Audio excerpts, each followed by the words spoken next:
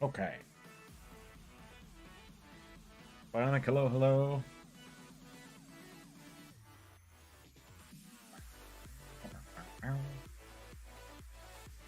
Get this started, right?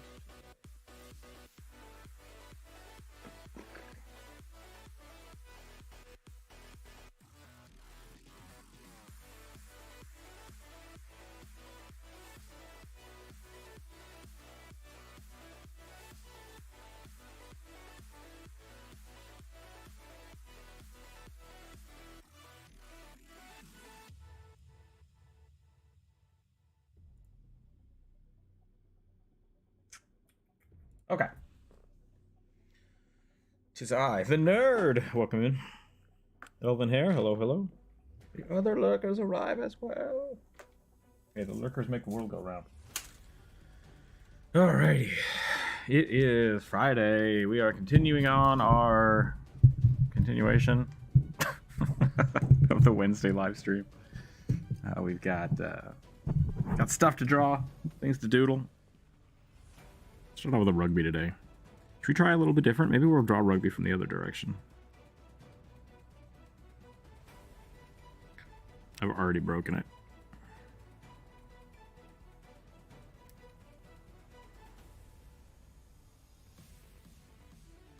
I need to make some more rugby animations. That's what I should be doing.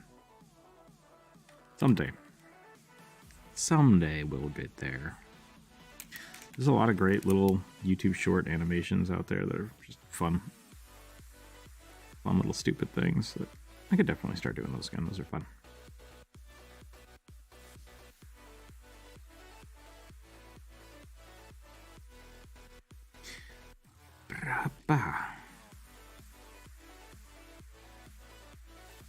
It would be kind of fun to start doing little shorts about just like, I could basically do a little monster sketch like this and then talk about them. It's weird because of, I just released another short, by the way. This is what I'm talking about. It's fresh in my mind. A minute of content is an interesting amount. There's a video I just put out. It's like, oh man, I could add so much more to this, but I don't want to make it like a 3-minute video. I am having fun with puppets, though, which is kind of a slap in the face to my earlier, younger self. Something we did a lot when I was in college was they made us use puppets first to learn how to tell stories because it's, I want to say easy, but it gets a lot of the, like, gets animation out of the way, it gets modeling out of the way. It's like, make a puppet and then tell your story. And it's really nice and fun, so... The Misadventures of Rugby. Yeah, use puppets. Oh, use puppets. I'll just animate them. I'll animate all of them with magic. And then I don't have to worry about it. I do like using puppets, though.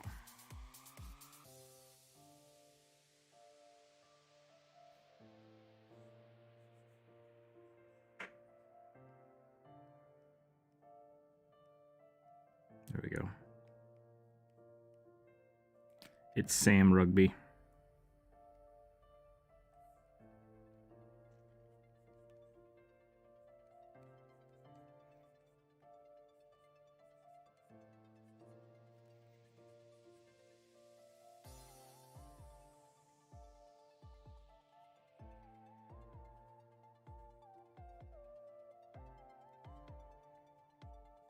How's everybody's week go? Anybody going to SakuraCon? I think that's this weekend.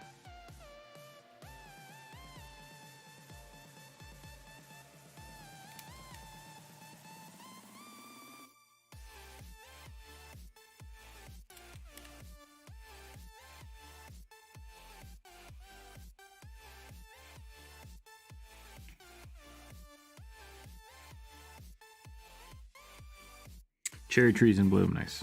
There's a bunch of cherry trees around my neighborhood. We were supposed to have one, but it died. So now I just have a freestanding tree, dead tree in my yard that I need to cut down. But all the other ones are in bloom. That looks nice. Never been to a con. They're fun.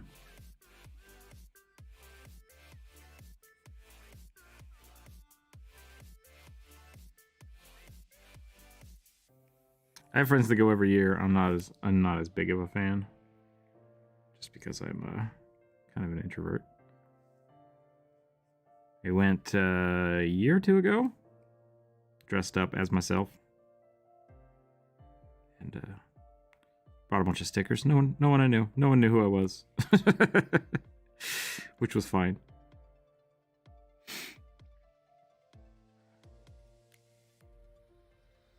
Bad social anxiety, so no crowd stuffs me. I can understand that.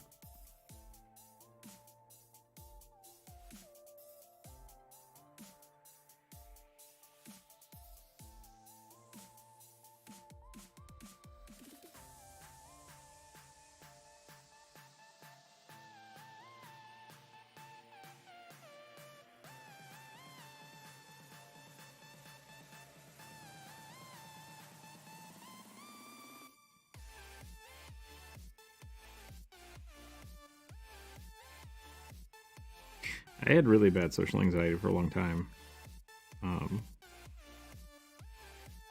Actually, I don't know if that's true. A big part for me is like I used to get panicky in crowds, and like panicky can't breathe in crowds. And what I discovered was like I could deal with small crowds, and I started waiting tables, and that helped me a lot. But really, what I was doing is I basically had like a fake air of confidence, and then that got me through a lot of college. Just like whenever I start getting stressed out, I just pretend to be someone else, and it's like I don't know if that's healthy, but it worked.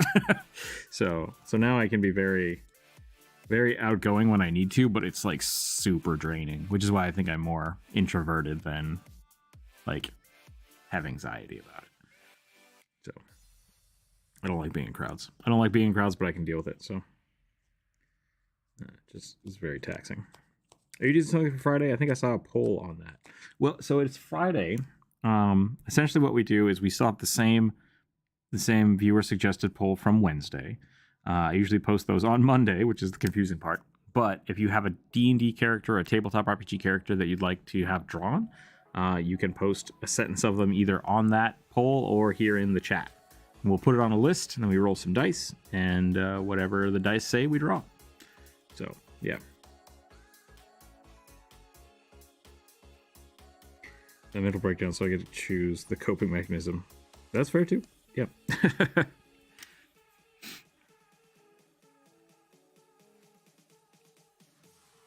But no, I very much deal with a lot of my problems in that fashion of just like, well, I have to do this and it's gonna suck, and I'll just do it, and until my body shuts off.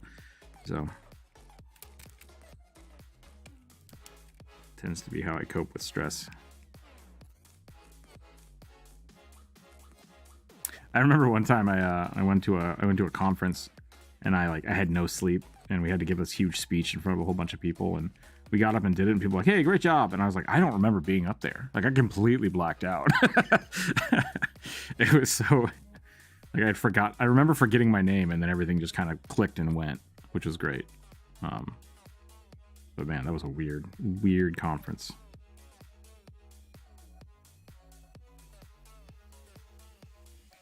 Stress does weird things to your body. Okay. That's a good little rugby. I'm happy with that. It's a good warm-up. I think we're going to roll some dice. So yeah, Jordan, if you have a D&D character that you'd like to see, let me know. I'll put it on the list. We're going to roll the first one here and get this process started.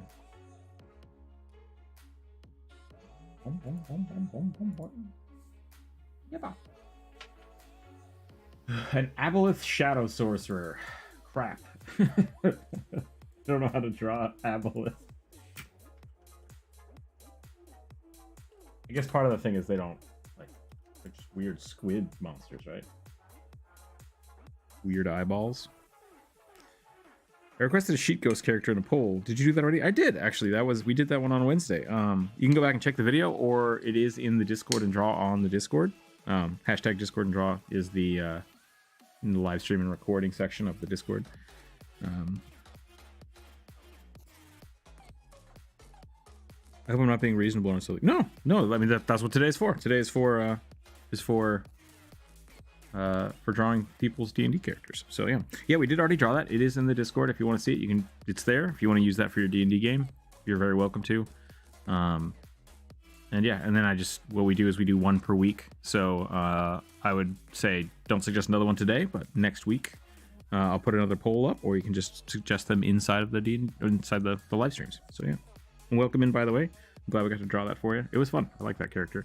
I think I drew the butterfly, but I made him more of a ghost than a. What did I do with that one? It was interesting. It was interesting because I tried to make him like super skeletal, but then I didn't draw his legs. I was like, yeah, ghost skeleton, no legs. I really like that one. Go check it out. It was a good video. It was fun. Aboleth are evil squid tadpoles. Okay, yep, that's what I thought. So we're gonna go with that. Shadow sorcerer though, so it doesn't need a wand or anything or a book. Aboleth probably don't need clothes. Maybe we just tattoo it up. Do they have, like, the picture I see here is with like a lamprey. Lamprey things. I mean, are they just floaty squid monsters? Do they have bodies, or are they just like 100%? I like the beak. I think the beak is going to be creepier. Autopilot times are weird. Yeah, exactly.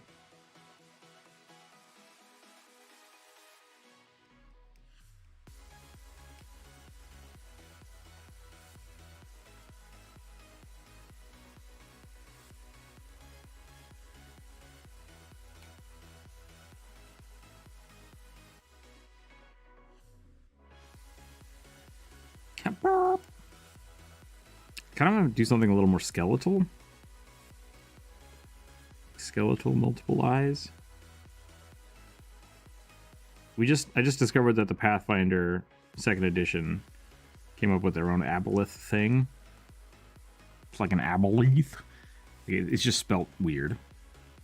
But it looks really cool. So I might try to do something a little closer to that.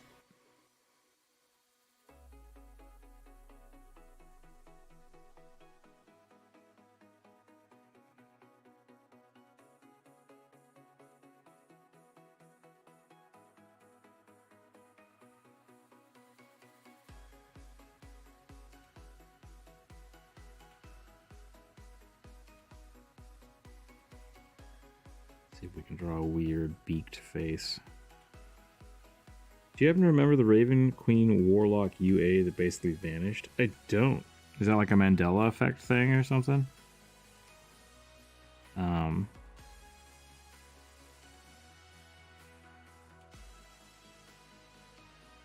What was it for?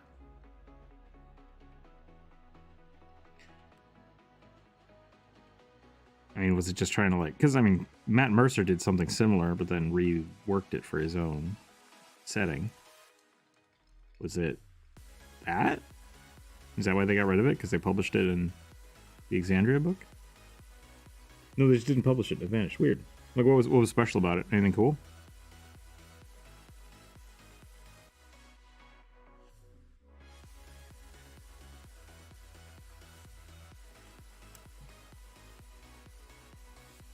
Okay, what has got a beak and teeth?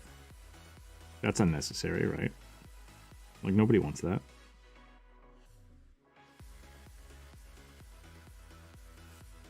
I'm gonna spend a lot of time on this face, because, like, the rest of it is just squiddly bits, so...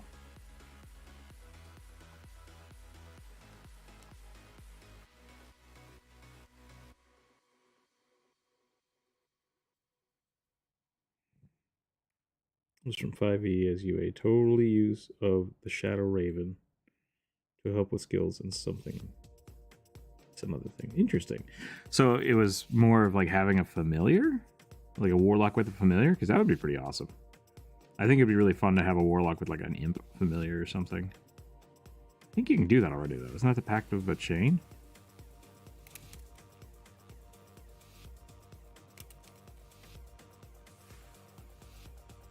I'm bad with warlocks.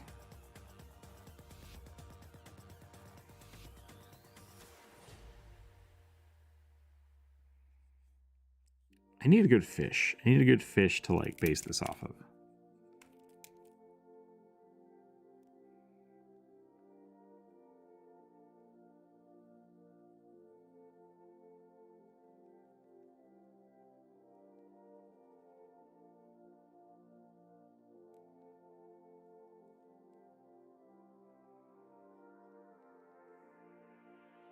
Lauren, hello, hello. Can you do a why you should play elementals? Interesting idea. We did the Earth Genasi and the Ifrit, which are essentially the fire elementals. Those are half-seas. Which I'm a big fan of that. But elementals in general, I'd probably have to do like an Earth elemental, a fire elemental one if I wanted to do that, because they are wholly unique. And I think they deserve their own. I'm drawing an Evangelion, apparently. Catfish or large pike? Ooh, large pike sounds pretty good.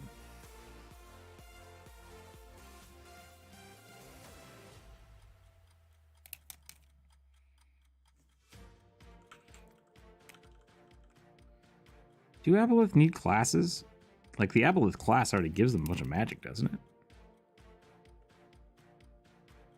Should do a why you should play Aboleth video. Maybe why you shouldn't play Aboleth.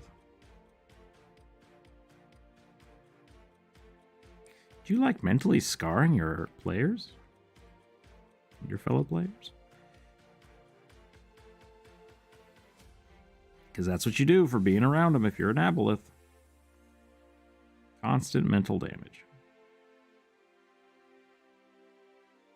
I don't know if that's actually true, but I feel like it would. Are Aboleth supposed to be from the material plane, or are they all extraplanar?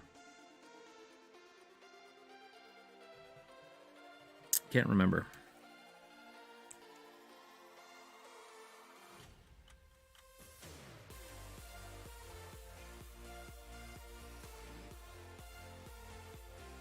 You gonna do a one video for every elemental, or just one video here are the 4 elements?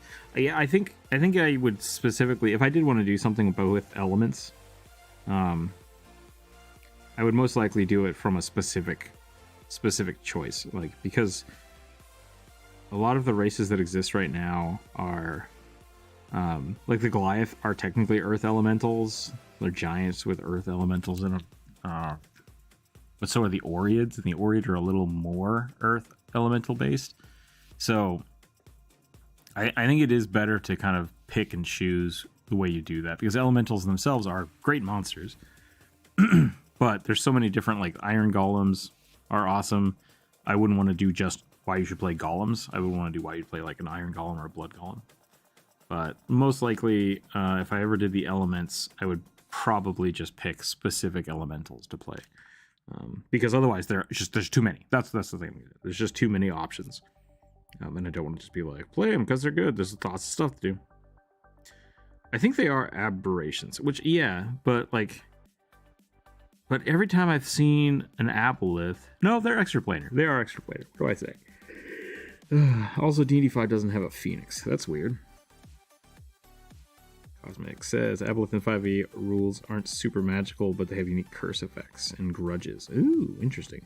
This stretches for affinity. That's cool. I like that. Time before gods, they were sealed underground and undersea. See, that's the thing that is weird. So they are sealed, and I'm not sure if they're extraplanar, but maybe the material plane didn't exist. Is that what we're looking at? Because I feel like they're always found on the material plane. But maybe I have that wrong.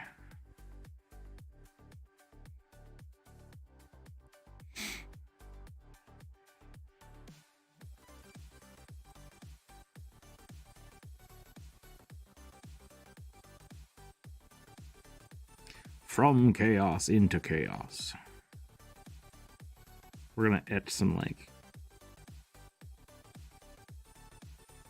what's the Cthulhu stuff called? Like, Chthonic? That doesn't sound right.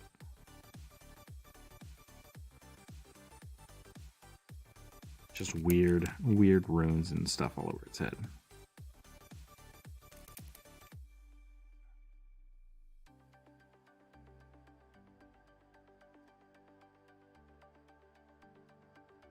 That just looks like goo.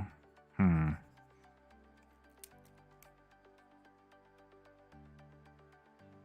more you try to make it look like writing, the more it looks like writing.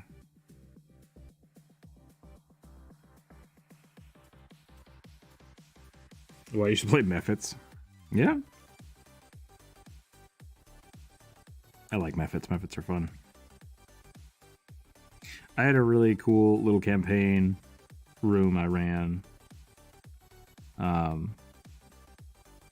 Where these goblin scientists were summoning Mephits and then basically switching their element. And so every time you punched one of these Mephits, I'd roll a die and then it would switch to like a fire, smoke, or ice Mephit, and it would just keep popping between them all. That was really fun. I really enjoyed that. They're native to the plane of water, but they tend to show up in large bodies of water. Oh, okay. Okay.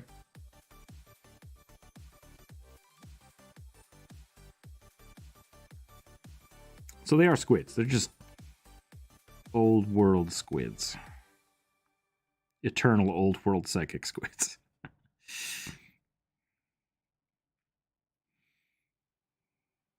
There is a fun thought of entropy. Good example is like what was it? Princess Mononoke. Like all the animals, ancient forest spirits and animals, like could talk and were huge and had all these powers, but then like they just slowly lose those powers over time. So I like the idea that anything of adequate age in D&D, even if it is just like, oh, this was just a random squid millions and millions of years ago, because it has lived for so long, it is essentially like hyper powerful now. And that can be really scary. Like you don't want to bump into that. You don't want to bump into something that's lived longer than your species has been alive. It might seem very godlike.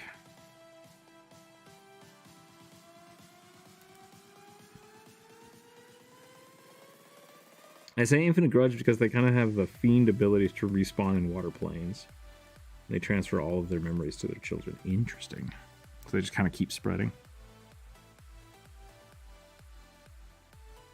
I remember you. You killed me. More monsters need unique abilities. Not even powerful ones, just more. I mean, Bionic, there's a lot of old school abilities that exist. But yeah, I guess that's fair. Even with the Mephits, like, I basically took their Scream, because they all have like a once a day use ability that they can cast, and I just had it when you punched them, that effect went off, which made it really interesting. So that's kind of a unique monster I've made out of 6 monsters. So Bite Claw is boring. Bite Claw is boring. I definitely am of the mind that merging monsters together is more fun. I'll constantly take creatures that are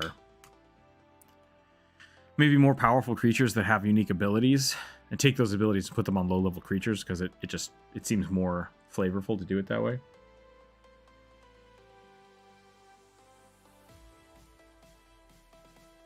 I really like doing that.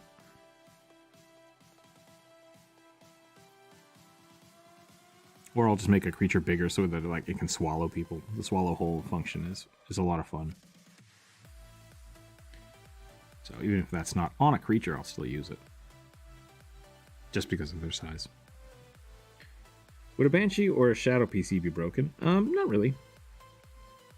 They're essentially the things you have to look at for... They would be broken in certain situations, right? Like, if you were going to fight 10 goblins, that Banshee would destroy them.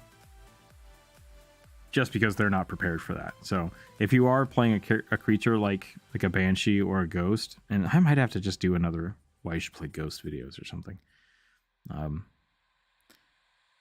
Essentially what you have to do is your DM has to set up a game that is conducive to that, right? Like a Banshee probably won't be doing, oh, there's rats in my cellar. Like, that's not going to be a fun campaign for a Banshee. It's going to be a very boring. It's like, I flow through the wall, I kill the rats. Done. Why you should play Frankenstein's monster. We kind of did that. Like, the Doulahan is an undead construct, or maybe it's a ghost construct. The undead video I did talks a little bit about that. Like, anything you want to do, zombie or like a flesh warped golem would be really fun. They're the same as playing a Warforged. Like, you could start with a Warforged and just be like, I am undead, and it would work just fine. Like, there's not a lot of Not a lot of functionality different, except like I think 5e doesn't give you a lot of the other construct functions, so you'd really want to go for like 3.5 or Pathfinder construct rules. But even 2e is kind of moving away from that a little bit. Less because like constructs still have those functions, like they're immune to sleep, immune to paralysis, but like they're making new races like the Konrasu, which I do want to make a video about, that are not constructs, but they are living creatures, living like stone, no sorry, living wood, but they have this orb that is their face. And instead of focusing on the fact that that could be considered a construct because you're constructing this wooden body, they're like, no, you are this living tree, and if the tree is destroyed, you can't contain the stone orb anymore, and you just disperse. I like that. It's a new way to think about how these living constructs are constructed, instead of just being like, it's a robot again. Because I love the robots. Like, Warforged are great, but I really think they should be left alone as robots.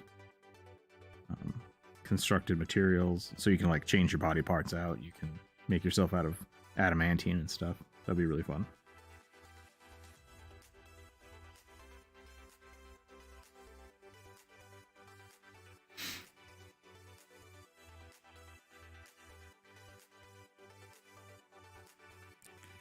Spliggity sploop. I cast spells on you.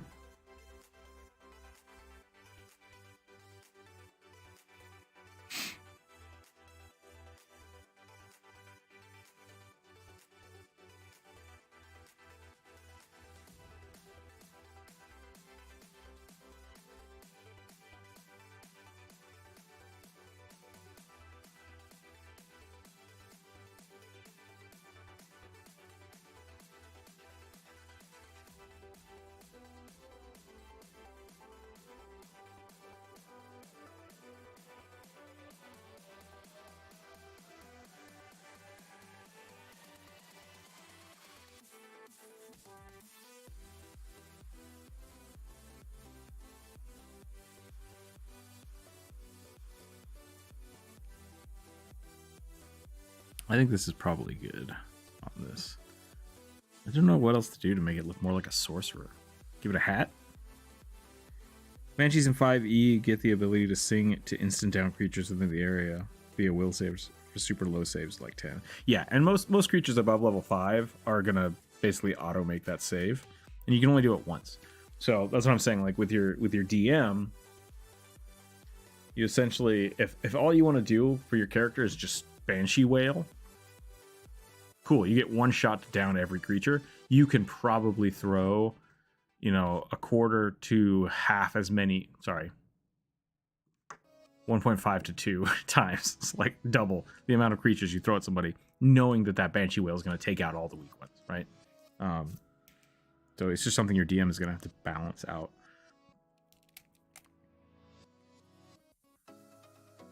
That, or you're playing a campaign where you're going up against people who are used to fighting the undead. It would be really weird if you were a Banshee and then you were going after like a Lich, right? You could do that. I guess you could do that, but it would be I think way more interesting if like the people you were fighting were people that like didn't like the undead, and so they were more hardened against it, or knew what to do if someone was knocked out. It's like, oh, if they're going to get knocked out by the whale, we need people that can raise them, right? So they're going to have more potions, more options to bring people back up. Does the whale have friendly fire? That's a good question. I have played with Banshees and not had them affect each other. I think it says living creature. So, yeah, it might not affect undead. So you could have an undead party. That'd be kind of fun.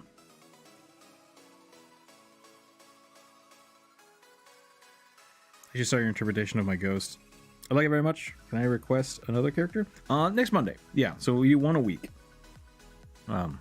Every Monday I post a new poll for what people want to see. So you can do it then, or next Wednesday or Friday you can just suggest it in chat. Both of those are fine. But yeah, so we try to limit it to one a week so other people have a chance to have their stuff drawn. But I'm glad you like it.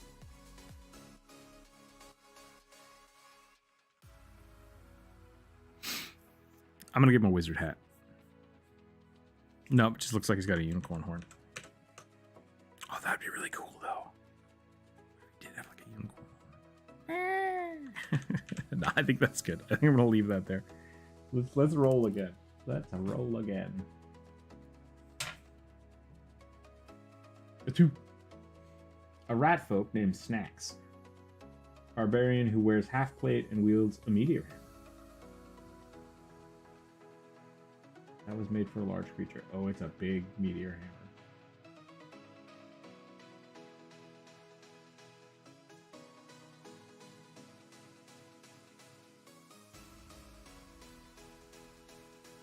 The greatest warrior ever. Okay. A plate mail rat folk. Dig it. Apparently no tail.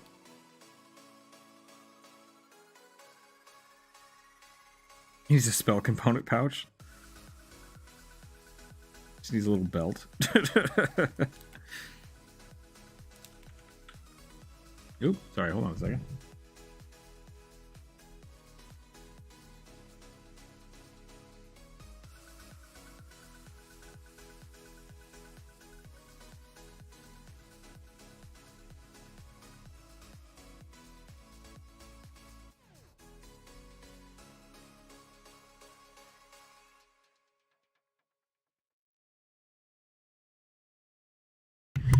Telemarketers.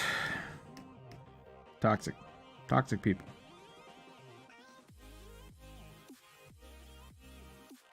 Okay.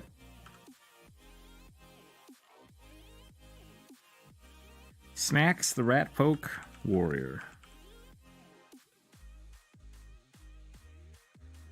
May I describe how my gay ghost game mechanics work? If you want, yeah. I might not read it, depending on how long it is, but you're welcome to share it with the chat.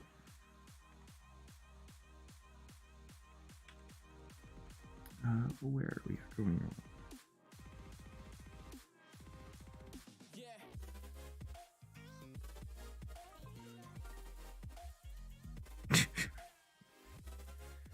Rookzer0 though, a comic of rugby shenanigans would be to die for. I'm trying to make little. I guess I could make a comic. That would be pretty funny. I know that's another project I don't need to start working on right now. But yeah, a comic would be pretty good. What was I doing? Ratfolk. Okay, we got this today.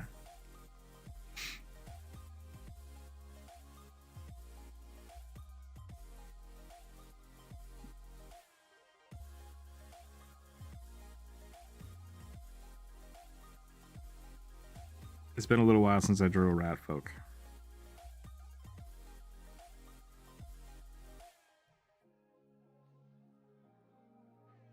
Now I've got to give him plate mail.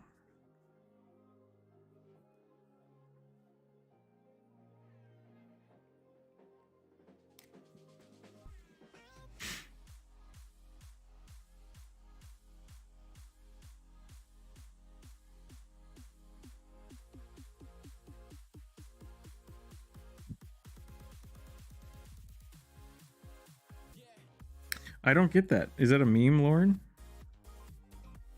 I don't get that joke.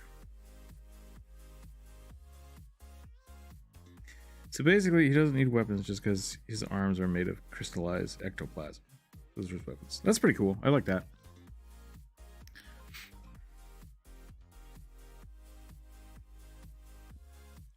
There's some pretty cool. Thank you, Chorus. Welcome in, by the way. Hello.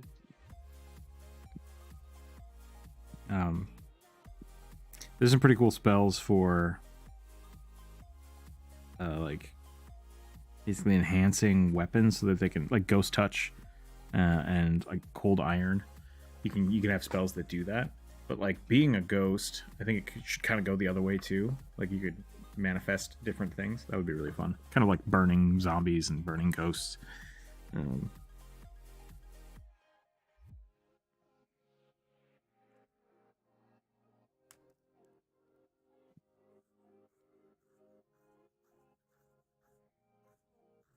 Yeah, crystallized ectoplasm. I wonder what you could do with that, because there's also like crystal skeletons. That would be pretty cool. I also like the idea that a skeleton dies somehow and becomes a ghost. That's really funny to me. What's your favorite fantasy or perhaps nonfiction source of inspiration? Ooh, that's a good question. I don't know, Dresden? Dresden's pretty good.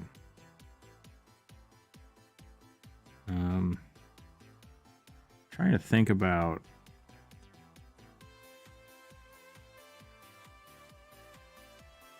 maybe not literature, but like art direction.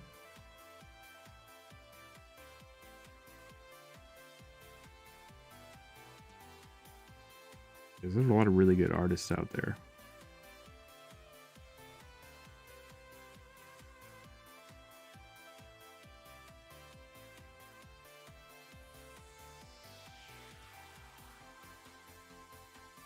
How would you handle wild shape in D&D? Is it not in D&D already? What do you mean?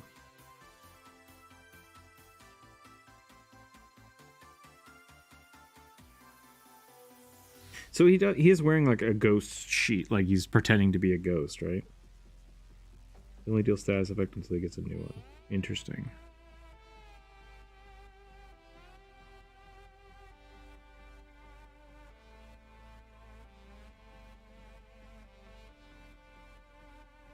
How would I handle it? Per the rules of the book, I guess. I guess I'm confused because like it as far as I'm aware, it works pretty well. Generally, what I do is I give people like a list of things they can turn into. Is one way I've done it, because you can just add them like in D&D Beyond. Or other ways I've done it is I've printed off the sheets of the creatures that they can turn into. So it's like, if you transform, this is what you can be. And that has worked pretty well. That worked really well for like custom things too. Like we had before the dinosaur transforming stuff existed, we made a dinosaur druid. That was really fun. And that's what we did for that, is we just printed off all the dinosaur stats.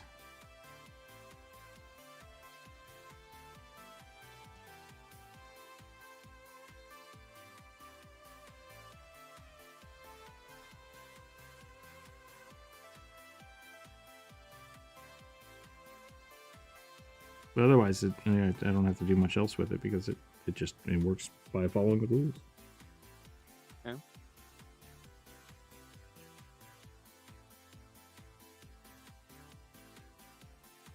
Are we taking off tomorrow from Pathfinder? Just because it's every other week, right? Or are we playing tomorrow? I think Druid asked for this week off to like prep some more quests and stuff. Cool.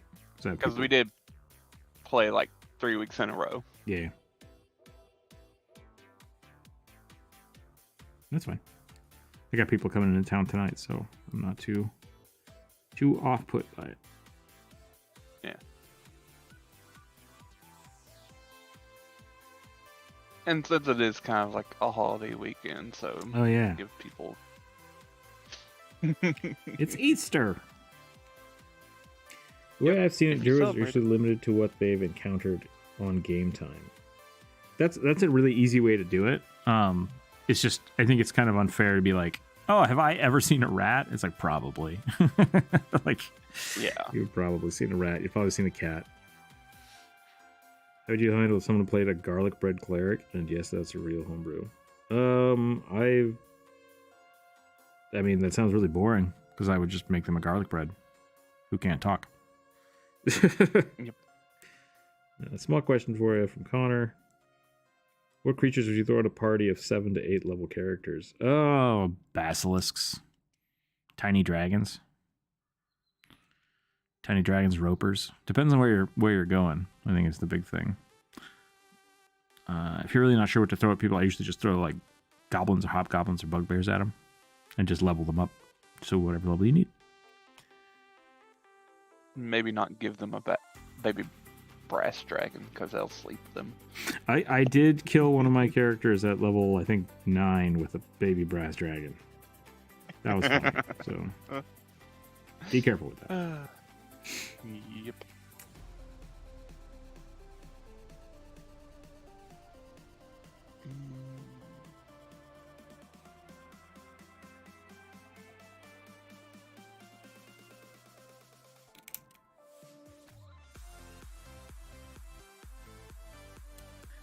I don't know what I've done here, but this something is not. The nose is too long, I think.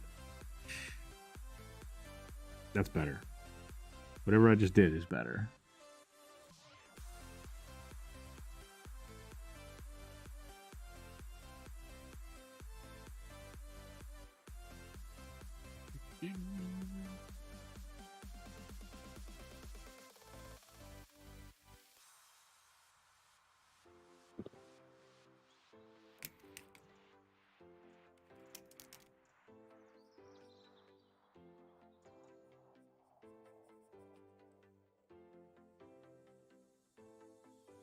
A kangaroo paladin. It does kind of look like a kangaroo paladin.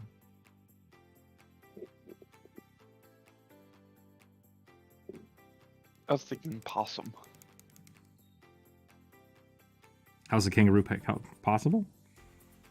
No, I said I was thinking possum. Oh. A possum paladin would be pretty good.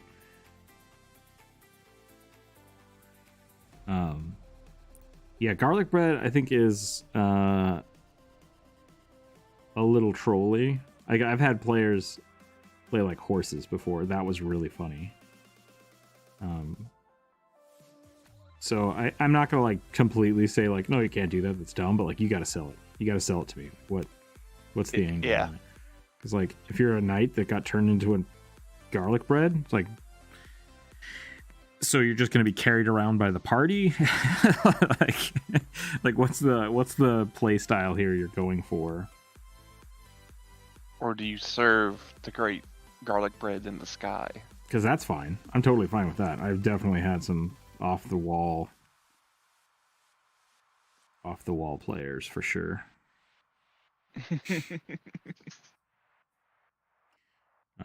Garth the garbage paladin was pretty funny. That was a good one.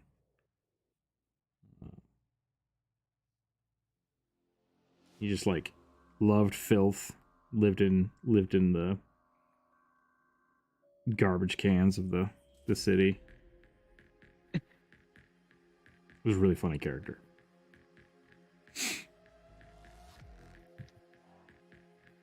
And really all it did mechanically was whenever everyone would bed down for the night, he's like, yeah, I'm not going to pay for a room. I'm just going to go sleep in the alley. And then he would like come in the morning eating garbage. It was really funny. And it worked really well. And that's the mechanical thing. Like, oh yeah, my order lets me not have to pay for inns and I can sleep outside. Like, yeah, okay, great. That was the kind of thing for 1E monks in Pathfinder. Was like you could take on like burdens or whatever. So like even rangers, right? Like rangers, just like, why would I ever pay for an inn? Yeah, don't. just find a place to sleep.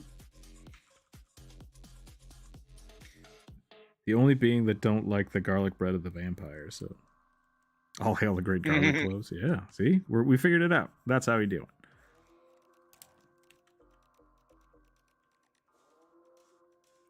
And then if they say, well, I want to be a vampire garlic, it's like, well, you are a troll. Get out of my game. You're just here to cause trouble, and that's not fun for anyone. Yeah.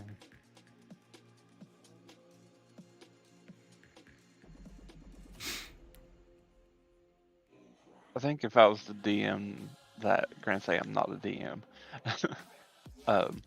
like you, I probably would ask them like, all right, you gotta sell this. Like, what's your shtick? Yeah, so like one of the reasons my friend that wanted to play the horse, I was like, you want to play a horse? He's like, I want to be a ranger, and I want to be a horse, and I want my familiar to be a human. And so I'm like, okay, I get to control the human. He's like, that's fine. He's really dumb. Because like that's like we took exactly what you would do to have a ranger with a horse companion, and we swapped their stats. So so the human had like horse intelligence, and the horse was just a horse with human intelligence, and it was really funny. because basically like anytime I'm like, okay, but this isn't normal. Like if you talk to a person, they're gonna freak out. And he's like, that's fine. I have to like convince the other person to either go in the store and buy me this thing, and then I would roll to see if he could do that confidently. And it was really funny. And there were a few times when he would say something and people were like, what? And then he would like kick the human and be like, oh, yeah. Just to make it look like he was talking. It was funny. It was like reverse Mr. Ed. It was great. Imagine if someone chose a garlic bread cleric.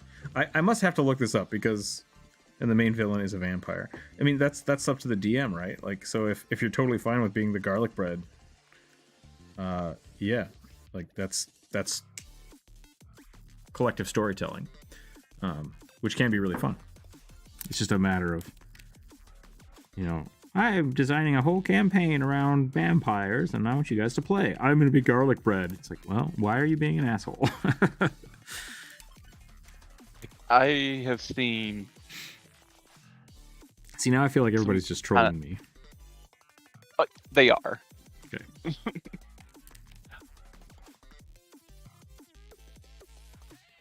Like I have seen some interesting, like, homebrew for paladins, like Oath of the Commune. Mm-hmm. So you're essentially a communist paladin, which is kind of funny. Sure, Connor. Yeah, I'll add it to the list. I will have to. I mean, is this just a meme build, or is it actually like a thing that? It was actually like going through and trying to make a legit build. And I was like, but are you a garlic bread, or do you just worship garlic bread? oh, I don't know about that. I feel like that is totally a meme. Is the garlic bread a race?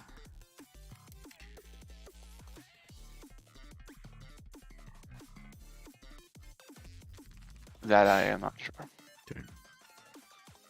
I've not heard of the garlic bread one, so I am convinced it is. The warlock of the flying spaghetti monster. That's pretty funny. See, I like that. But that sounds like you're playing an Aqua Teen Hunger Force game. So that's how I would counter the meminess of it. Is like, okay, sorry, you're being a milkshake and you're getting attacked by a bunch of French fries. Oh, hell, flying spaghetti monster. 5e is in great need of plant people. Oh yeah,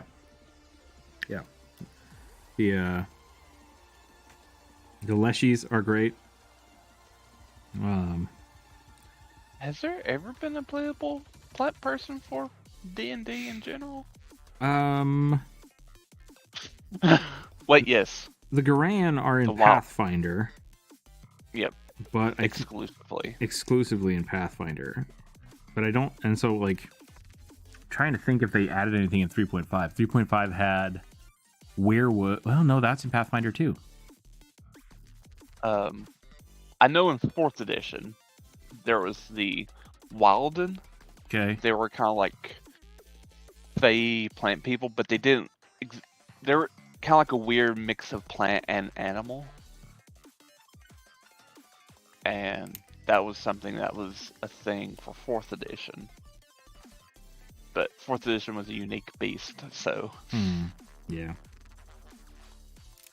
Because I also like. Maybe some dryads at some point? I swear I've seen. Yeah, maybe a dryad. I swear I've seen some leshies or. What are the other things the druid draws all the time? The little mushroom.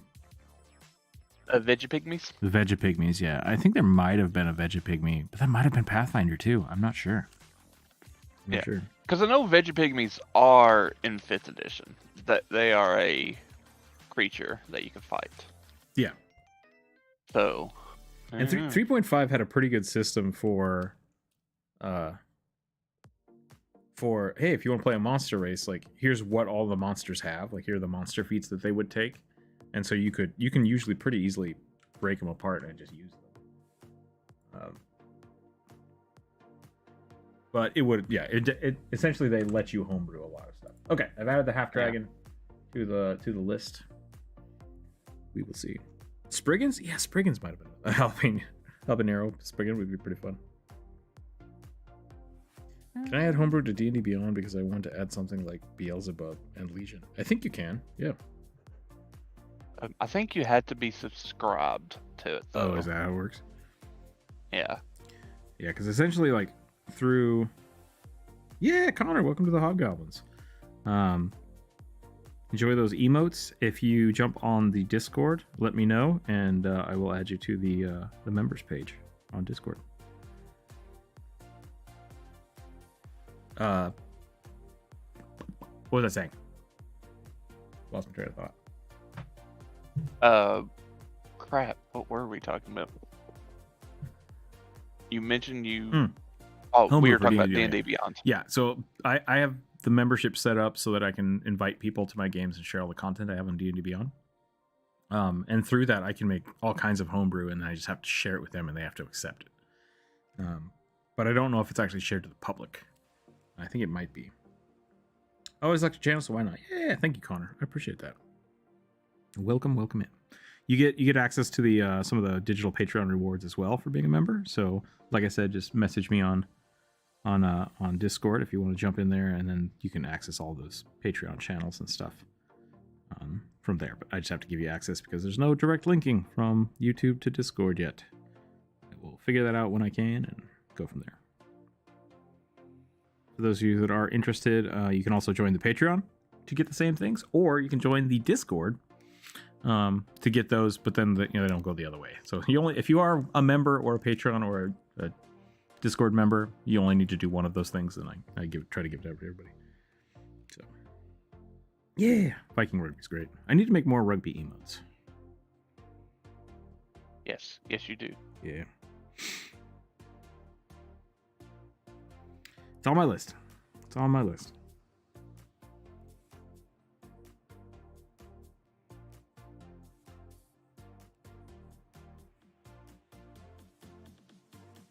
When it comes to goblinoids in your worlds, how do you like to run them? Do you use the Fey goblinoids? What do you think of the Verdant? The Verdant are from Acquisitions. Yeah, I'm not a big fan of the Verdants. I don't see the difference between them and goblins. It's just nothing. Yeah, it feels like they added an extra chunk of flavor to the goblins that just didn't need to be there. Like, I don't know. It just seems unnecessary to me. I have no problem with them, but I don't run them in my game because I don't see the need to. But as for goblins, I usually run goblins as kind of silly and quirky. Hobgoblins as hyper intelligent, and bugbears as super beefy. Like, that's just generally how I roll, because that's how they're depicted. I like that. Are you subbed to D&D Beyond? I am, yeah. The Patreon paid for the D&D Beyond subscription a long time ago, and I just have kept it up since then. Because we used to play Patreon games. I'd like to get back to that, but just haven't had the chance to.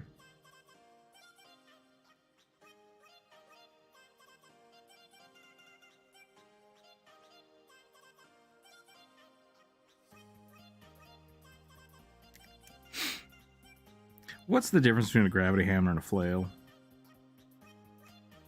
Like, we talked about this yesterday, but like, I've never heard of a gravity hammer. I think it's just an oversized ball. I know. Mace. I know a meteor hammer. Oh, what did I say? Gravity hammer? Yeah. Because a meteor hammer is a type of flail. Okay. It's just a gravity hammer is from Halo. Okay. That's where that came from. Okay. Yeah, meteor hammer. Yeah, so a meteor hammer is a type of Chinese martial arts flail. Okay. And so it's it has like I guess like 10-foot rope on it or more, and you swing it around and you kind of wrap it around your body and send it flying at people. Yeah. Okay. Personally, I like the stereotypical little shits, but all the offshoot influences are around offshoots. Okay. There are some Fae and others funny social looks. Yeah, I like the Pathfinder goblins that are like obsessed with pickles. I tend to like. I really like the Goblin King for Fae, right? Like that's fun. But when I do that, I actually look at the Goblin King being in charge of like hobgoblins. Whereas like the goblins we see are kind of just they're just annoying little boogers that run around chaotically. So I do like the Fae influences of some of the goblins, but I tend to not do that directly unless I want like a Goblin King and army. That's when I would go with that. Nailbogs. Are Nailbogs the they are the possessed goblins. Possessed goblins? Because there's also like the werewolf goblins. What are those called? Barghasts. Barghasts, yeah. Barghasts are really cool. I like Barghasts. So, Nearbogs are possessed by a trickster spirit, and goblins hate them because they're so antithetical to like what the hobgoblins want. So they're just like, okay. Barghasts are kind of like demonically possessed goblins. I like Barghasts. Okay, I think I'm about done with this one. I wanted to give him a little more armor. I might give him, let's give him some chainmail. Or not chainmail, but like scale mail. I think that'll be better than a beefy Ratman arm. Ratman! No.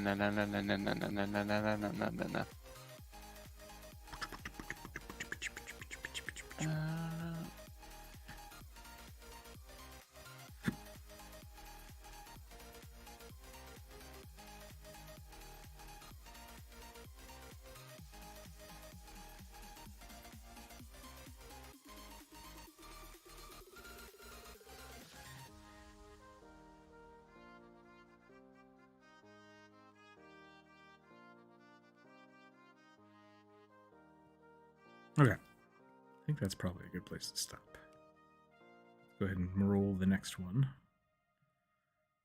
It says full plate, and I feel like I didn't give him enough, but oh well. Maybe his fingers should have had like metal gloves. Maybe that'll help. Still looks like a rat. Oh well. Well, it was a rat folk, wasn't it? It was a rat folk, yeah, so it's fine. Here we go, rolling the dice. 3. A kobold sorcerer who utilizes a book of arcane trivia as her arcane focus. That's cool. I like that. All right. Red caps and Cernivolence, both awesome. Red caps are pretty great. Goblins that require magic weapons to be hurt. No box. Okay. Okay.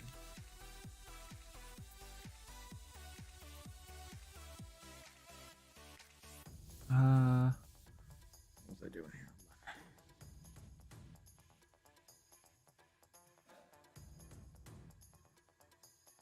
here? Okie dokie. Let me look at this. There you go, Connor. Let's give you that. Yeah. Boom. They'll see all right. Welcome to the goblins. Activities are free today. Wait, you have to pay for activities? Yes, it's a nitro thing. Oh, I didn't know that. Okay, so I have to be the one to start activities. Gotcha. Yeah, okay. It's me, Chris Pratt. Welcome, Mario. Welcome in. What was I drawing? I forgot what I was drawing already. Kobold sorcerer who uses a book of arcane trivia. So we're gonna draw like a bookish kobold.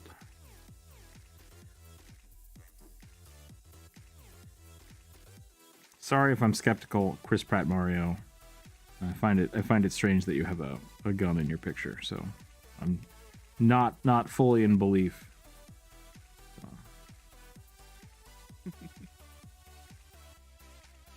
I'm skeptical. I'm skeptical, yeah. Oh, the biscuit eater.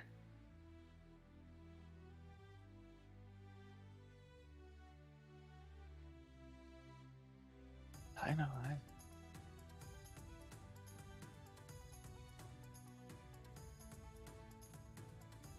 If you're all taking character ideas.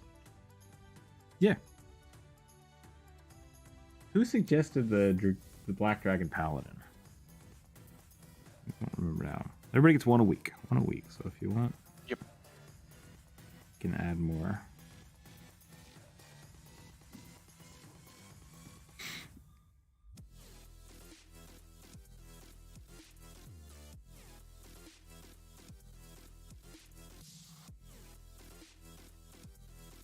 Connor's happening. Okay, cool. So yeah, Cosmic, if you haven't suggested one this week, please let me know. But if you have suggested one on Wednesday or earlier, I've already added those. So those are on the list already.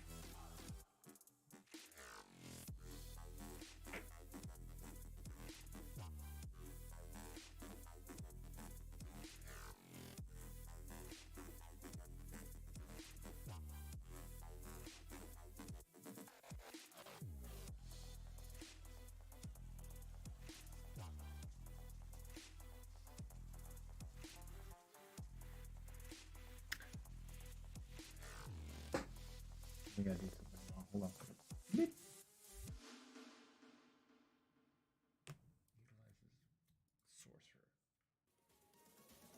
Does sorcerers need a focus? I didn't think they did. I guess focuses are instead of components?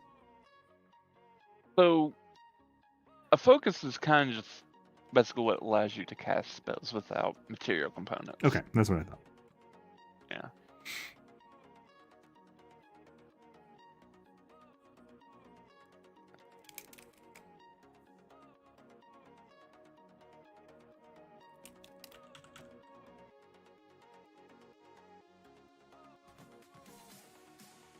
Casting, was it Summon Undead? The Pathfinder costs like 100 gold or something. Unless you have a focus Really? for it. Yeah, and it's like, that's too much. That's too much if you want to be a necromancer. So we always have to find a spell focus. Like, if you can find 80 gold worth of onyx, I will let you turn that into like a black skull that lets you summon stuff. And that's worked pretty well. I don't think it's been overpowered for that.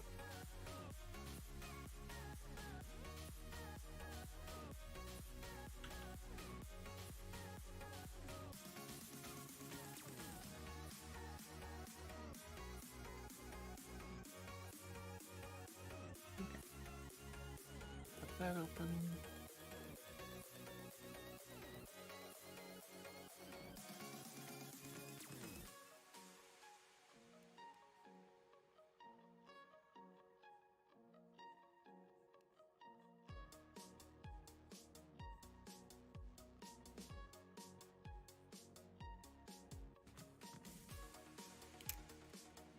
A lot of crap in here. Let's clean some of this out. Oh, Aggie, why you do this to me? Because it's evil. It's the devil.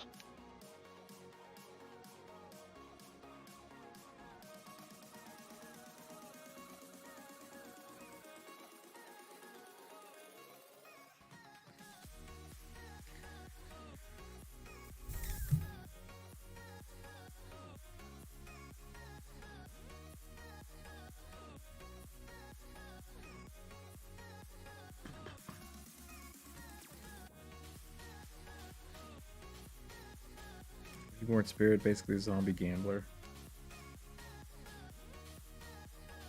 Yep, you can add that to the list.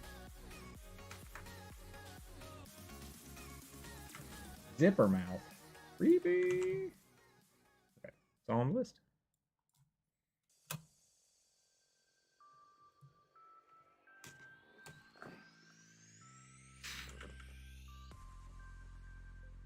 Oh, I drew the sorcerer like a wizard. It's okay.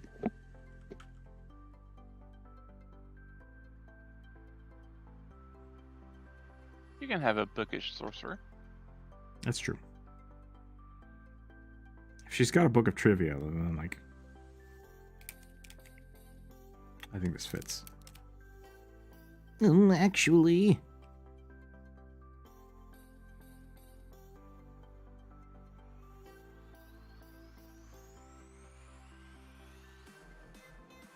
Ooh, I can't draw hands today, apparently. Thumb.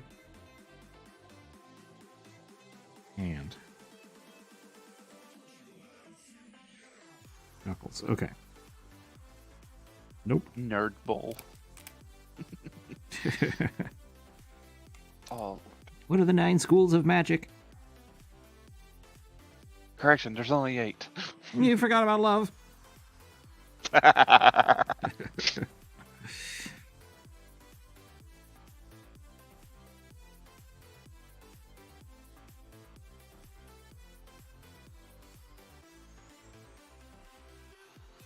Nerd bold.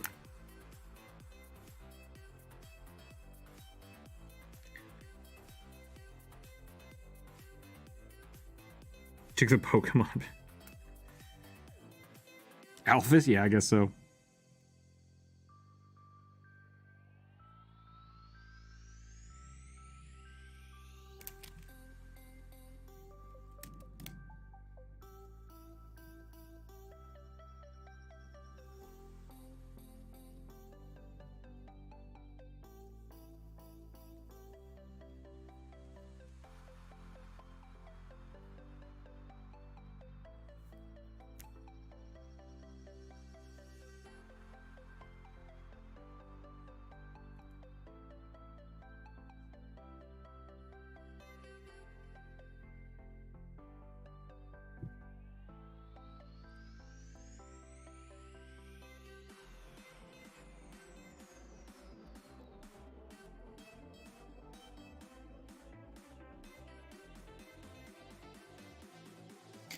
If people have suggestions for shorts or questions or character things to talk about, let me know. Put them in a comment of a video somewhere and I'll find them. Try to make more content. I think I'd like to start producing more shorts content just because people seem to like, it seems to be a good way to get people to find the channel, so. Maybe add like in all caps question. Okay. So show up, or not show up, but This is a lizard day. It could be a lizard day. make it obvious. Yeah, I did the first short was just like, hey, throw me your questions, and I got like 2 or 3 of them. So I might have to do another one of those. Or I need to start looking on Reddit for questions.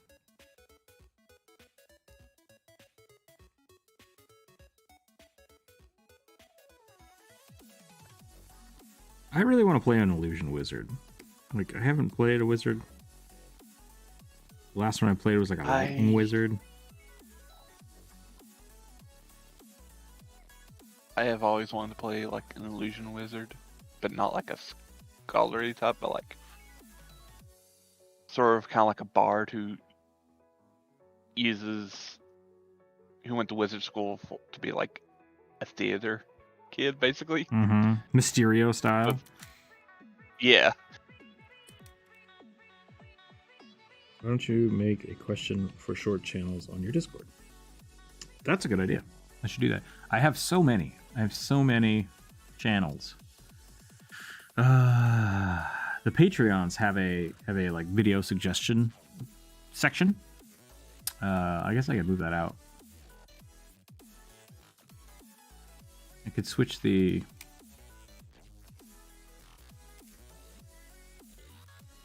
Oh, there's so many. There's so many channels already. Mm-hmm. I can just post it on the...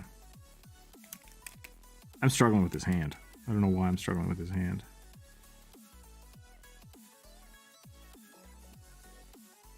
Trying too hard.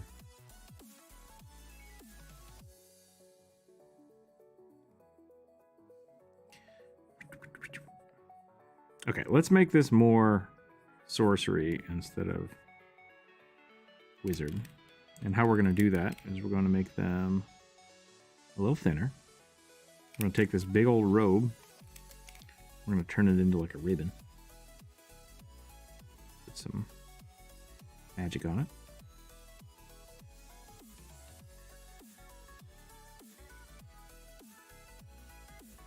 Like this. I just want to make this cloak look not like academic. It's got to look somewhat fashionable.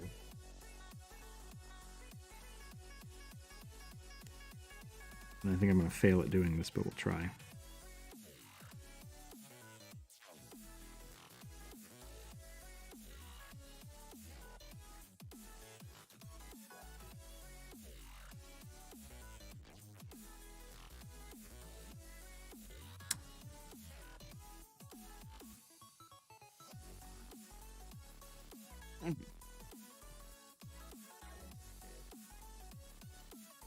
Kobold hands!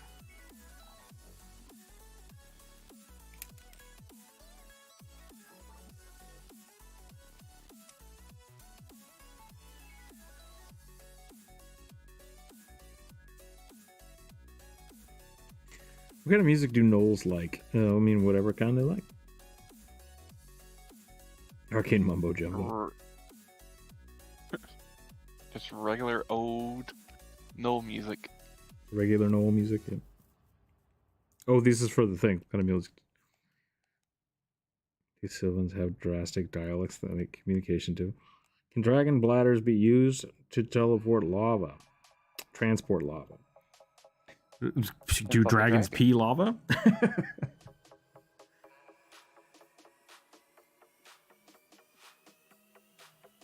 Maybe the acid dragons pee acid, but so maybe they do. Technically, so do we as humans. That's true. Acid is weird. I have more existential things I don't want to talk about now.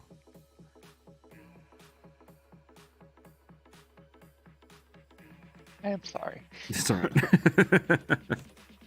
I wish I could help. Fish have it rough, that's all I'm saying. Don't get eaten by a fish, people. Or do. We don't judge. I mean, okay, don't get killed by being eaten by a fish. I will specify my deliberate business. Hello. Due to dragon size, their internal body heat would be extremely high. So the theory is they would need a bladder that could resist boiling from their body heat. Boiling. Yeah, that's fair. That is fair.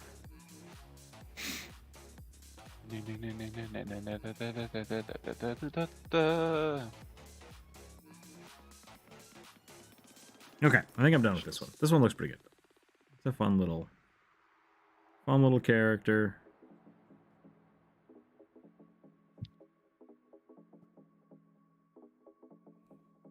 Little trivia book.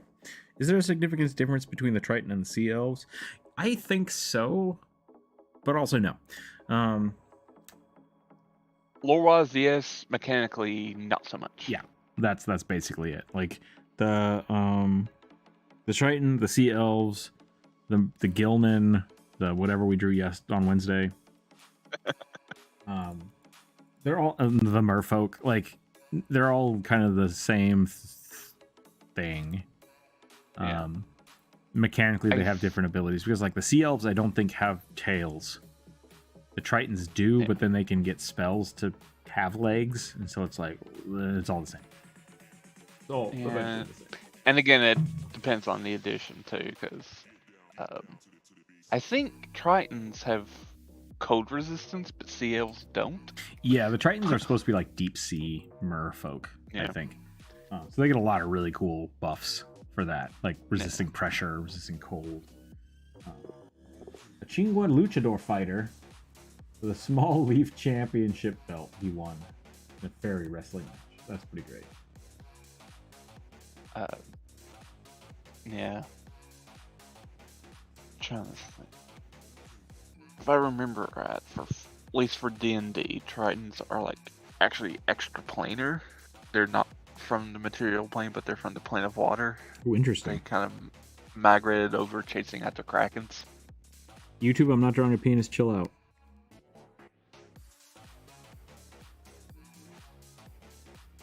Good 76 minutes into the stream, we're good. They don't check anymore. Nope.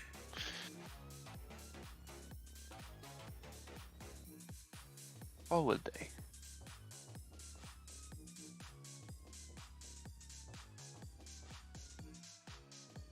For some reason, yesterday my YouTube Shorts feed started showing the clips of an old Clint Eastwood movie. Which one was it?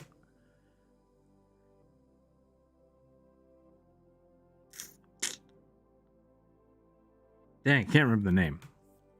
It's a great name. It's a great name for a cowboy. He's like wanted and traveling all over. See, there's Fistful of Dollars. No. He's a named character. He's like a titular character that I think the movie's named after. Shoot. Because I know a lot of them, he is unnamed. Josie like he Wales? is literally just. Is that right? Oh yeah. Story of Josie Wells. Yeah. I want to watch it now. Yeah. There's kind of a creepy one that he did where it's almost in throughout the whole movie it's kind of implied that he's a ghost, but in the end it's like, oh, okay, this is weirder. It's called The Pale Rider. Business, is that on my list? I think it might be on.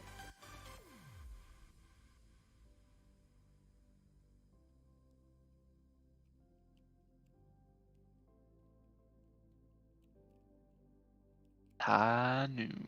It's high noon.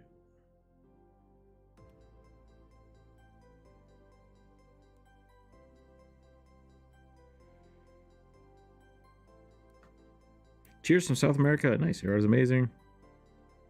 Are you okay with doing characters not from D&D like BTM, Werewolf, Cyberpunk, Red?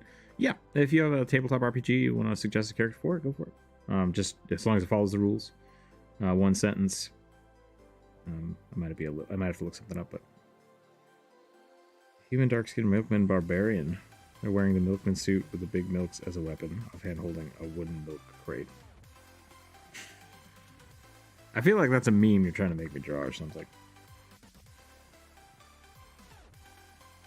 Generic tabletop RPGs usually criteria. Yeah. What happens when Genasi crossbreed?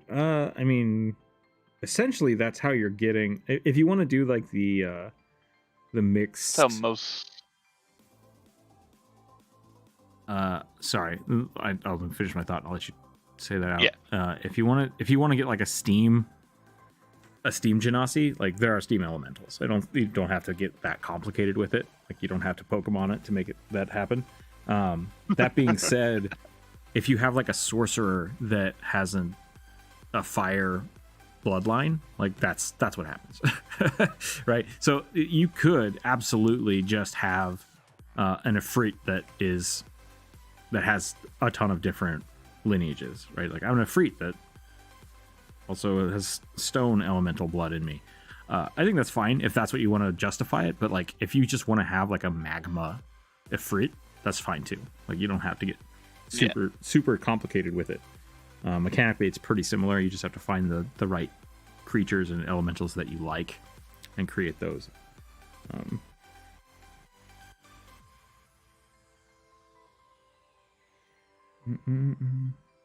I haven't recognized my text, so I must repeat it. He is short-term memory loss. I asked you if it was posted already, and I looked, and I don't think I have it. And I'll put your Milkman Barbarian on there, but this is just it sounds like you just want me to draw a Milkman, which is not very tabletop-y, but I mean I can make a Milkman Barbarian.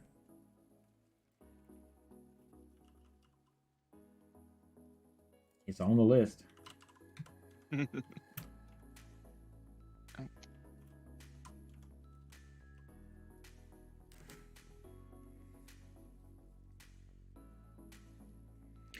Cold Man, cybernetic limbs, except for his right arm, sharp dressed with corpo or medical auras, chipped like tattoo stretching from the next to his face, white hair, blue eyes.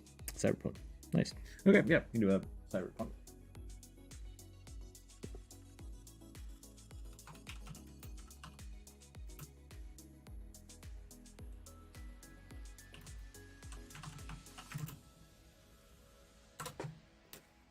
Usually we go pretty vague, which is fine. Yeah, which is sharp dress. Yeah. The corpos are great. So I might not get like the hair color and the eye color stuff because we don't usually do a lot of color. I feel like I haven't drawn in a little while because I've been trying to keep up with the chat. Let me finish this up real quick. I'm so lost. I can't remember what we were talking about. We were discussing Genasi. Yeah, Genasi. So yeah, you can definitely do that stuff. But I still just don't think you have to justify it like that.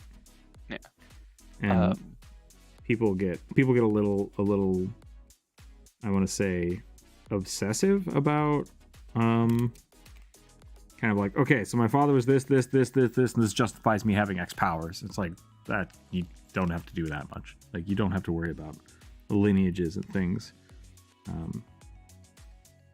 least not for my games. I generally just let people roll with what they want to roll with. I think some of that comes from it's DMs and people hearing stories about DMs constantly like, you need to justify everything that your character does to me right now. Yeah, I've never played like that. Yeah. And a big part of that is really like, I don't know, maybe myself, like I don't know a lot of where my family history comes from. And so I'm not super worried about it. And at the end of the day, like, wizards can have deity bloodlines, or draconic bloodlines, and it's like, that doesn't change their race. They're still just a human with that bloodline feat. And to me, like, anybody should be able to take those then. Like, anybody should be able to have those bloodlines. For a human or a tiefling with a Ifriti bloodline, that makes total sense to me. And yeah, maybe your hair's on fire. Hi, and bye. Have a new incantation story for the wizard's exam next week. Best of luck. Hope you're doing well. It has been 3 weeks and my first suggestion hasn't been done, or it's gotten checked disc. Yeah, business. We every week we scratch the lists. So like we post them on Monday is the way we do it. We post the things, and then those get taken on Wednesday and put on the list, and then we roll the dice. So if yours hasn't been selected, I'm sorry to hear that. But every week we start over just because of the amount of them that we have. Otherwise, I would have like 500 suggestions that I have to get through. So yeah, sorry if yours hasn't been drawn. Just gotta keep trying. If you absolutely want one done, I am open for commissions. And my prices are listed on the Discord. But otherwise, this is how the free one works by a lottery system, where we let the dice gods decide.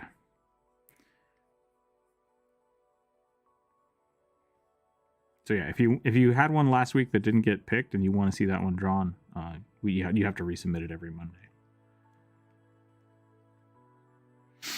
This doesn't feel very luchador-y. How do I make it more luchador?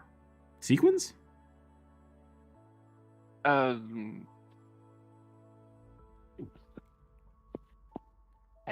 don't know. I'm trying to think of what, like, maybe shoulder pads? Little shoulder pads?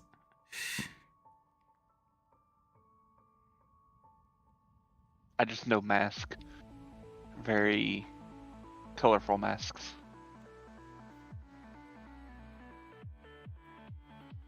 I totally... What are bullfighters called? Matadors. I was thinking matador.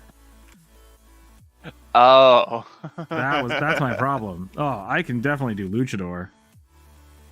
Right as I said that, I'm like, wait, a luchador's a wrestler. And then you said the mask, and I'm like, what am I drawing? What's going on right now? Lucha Libres. Yeah.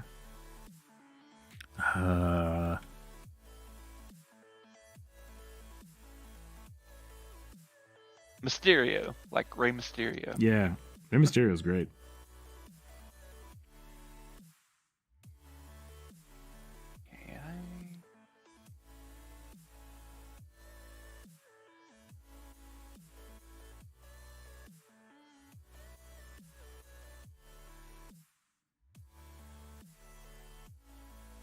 I'm gonna give him little shorts, so I think it's funny.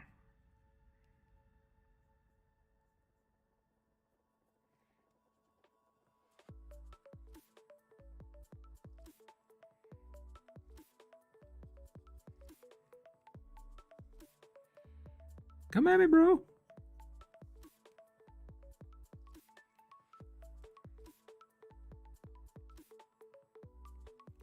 And I think the face is kind of important to just keep the way it is. Maybe we'll put some paint on it. How's that? Do some paint.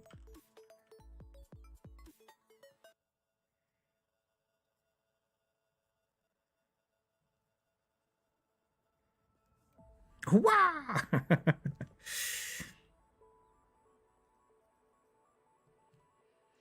All right, let me catch up here. So what y'all fellas DMing nowadays?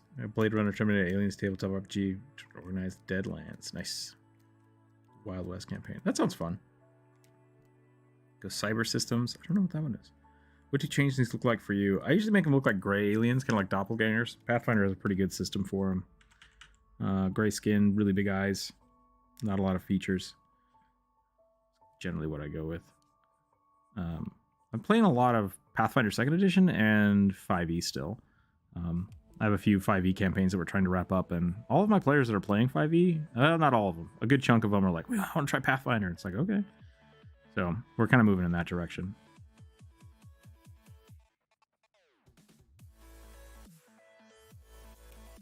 I'm only DMing a homebrew 5e game since it's my first ever experience with DMing. Nice. Players seem to love it. Makes me happy. That's good to hear. Undead gunslinger, jaw exposed while the up face looks human carrying 2 revolvers. Bullet holes through the clothes. Yeah, we're gonna put that on. Is that? I assume that's your character suggestion. I can put it on the list if you want.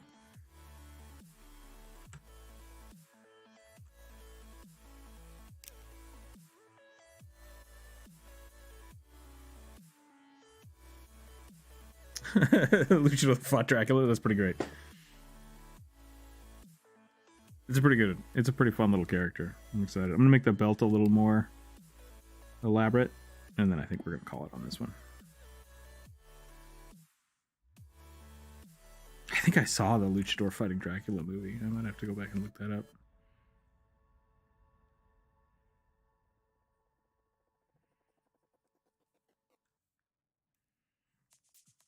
Zero, hey man, I just put in a submission to someone for my friend's birthday, but his artist ghosted me and isn't going to finish it. I have the sketch they did. Think you could finish it? Like for a commission wise, I might be able to do that. I might have time. It depends on the timeline and what you're actually trying to get done. If you want to do it on here on the channel, I probably not. I have a whole bunch of suggestions that are already going. But if you'd like to contact me on Discord or suggest it, there's commission stuff in the Discord, as well as a bunch of artists that just will draw some stuff from time to time. So like I said, depends on your timeline, depends on what you want to work on that. So just let me know about that. Is the character suggestions for Deadlands? Yes, it's a character suggestion for Deadlands. Movies are on YouTube copyright free, I think. Nice. I'll have to check that out. Mystery Science Theater tackle. That's good. That's probably where I saw it. Bri, hello. Hello everyone, Sloth. That's only one yeah. Sorry, my first day. Joe, did you already have one earlier? I'm not sure if we added more or not. I keep losing the names. Anyways, I'll check out with your submission. So price range, yeah, what kind of price ranges do you? Definitely it depends on what you're looking for. If you're looking for just a sketch, they're all listed on the Discord, but generally I charge somewhere between like I think my lowest for just a sketch is like 65, and then it goes up from there. But I have different prices for like line art, colored, portraits, full body, those different things. So definitely check those out. It's in the commissioned artist tab. You can check that out and let me know. Send me a message. Feywild Fight Club when? That would be really fun. That would be really fun. I think we're gonna roll the dice again so we can keep this moving. It's 12:30. Let's stretch real quick. Everyone should get up and stretch sometimes. Get some water. Get a snack. 15. Changeling druid. Changeling druid. All right. Speaking of which, what do your changelings look like? They look like this. Bri, how are you today? Hope you're doing well. Thank you for the $20. I think I already said that, but thank you again. Supporting the channel, keep the channel going.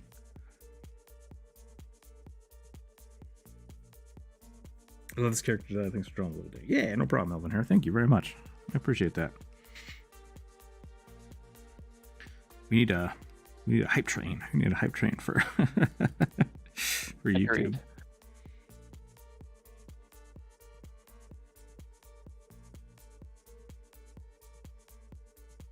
All right, what kind of druid should we make this changeling? I'm gonna make him a little taller and lankier than I normally would. I think that'll be awesome. Oh, I have an idea. Make him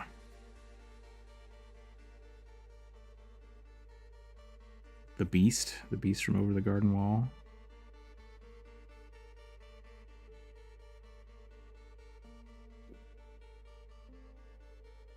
Mystic?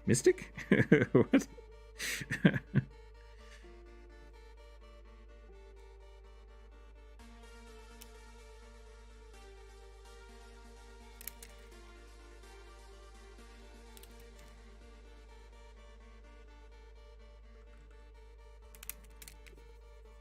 Oh no, I can't draw faces today, let alone a changeling face. Changeling druid actually sounds pretty fun. It would be kind of interesting to have a changeling that can only turn into animals. I'd give him the same, like, when you show off your true form, it fears people. I think that would be really interesting. And so you'd have to be like, oh yeah, no, I'm just a cat. And people are like, why is your cat talking? And then when you transform back into a person, they're just like, ugh! That would be really fun. I think that would be really neat.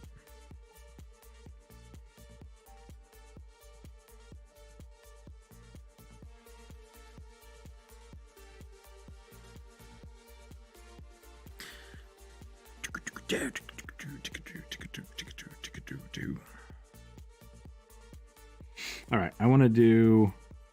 So I think I am going to go for something like the beast.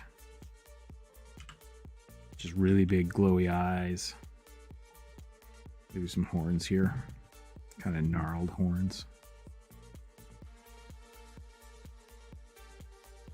So we'll probably go. Kind of like a Leshy from Witcher. Yeah.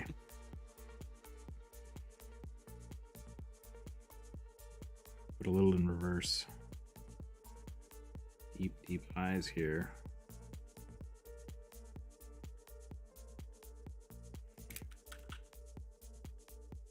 Do a little bit more of a jaw.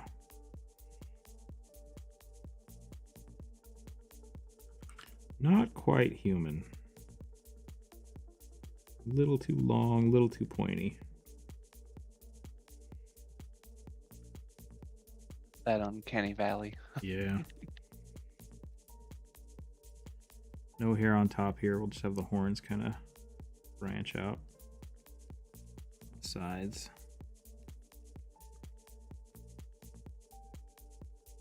Maybe make them look a little more wooden.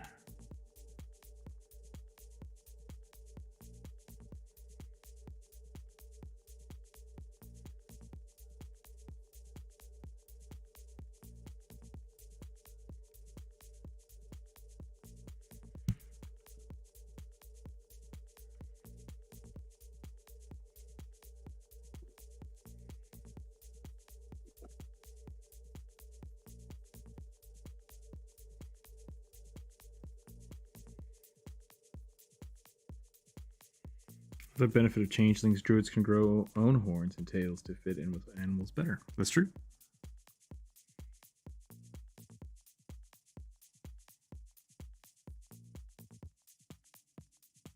Yeah, I think every changeling I've ever run, I'm trying to think. I've had like 2 rogue changelings. I want to say a warlock? Maybe it was a sorcerer. They always lean really hard into charisma classes, which makes sense. Yeah. But I think a druid would be pretty neat. Pretty neat. Yeah. I toyed with the idea of a changeling barbarian with the Way of the Beast, or Path of the Beast barbarian. Yeah, at that point, you're basically just playing a shifter, though, right? Like the shifter class, which is cool. I like that. Like that's Yeah. I'd I've also. Oh, go ahead. Sorry. I was just gonna say, like, you could also play a werewolf creature in that way, but like not actually be a werewolf. Yeah. Just like, oh, I definitely have the lycanthropy, and they're like, ah. It's like, yeah, it's definitely not a changeling.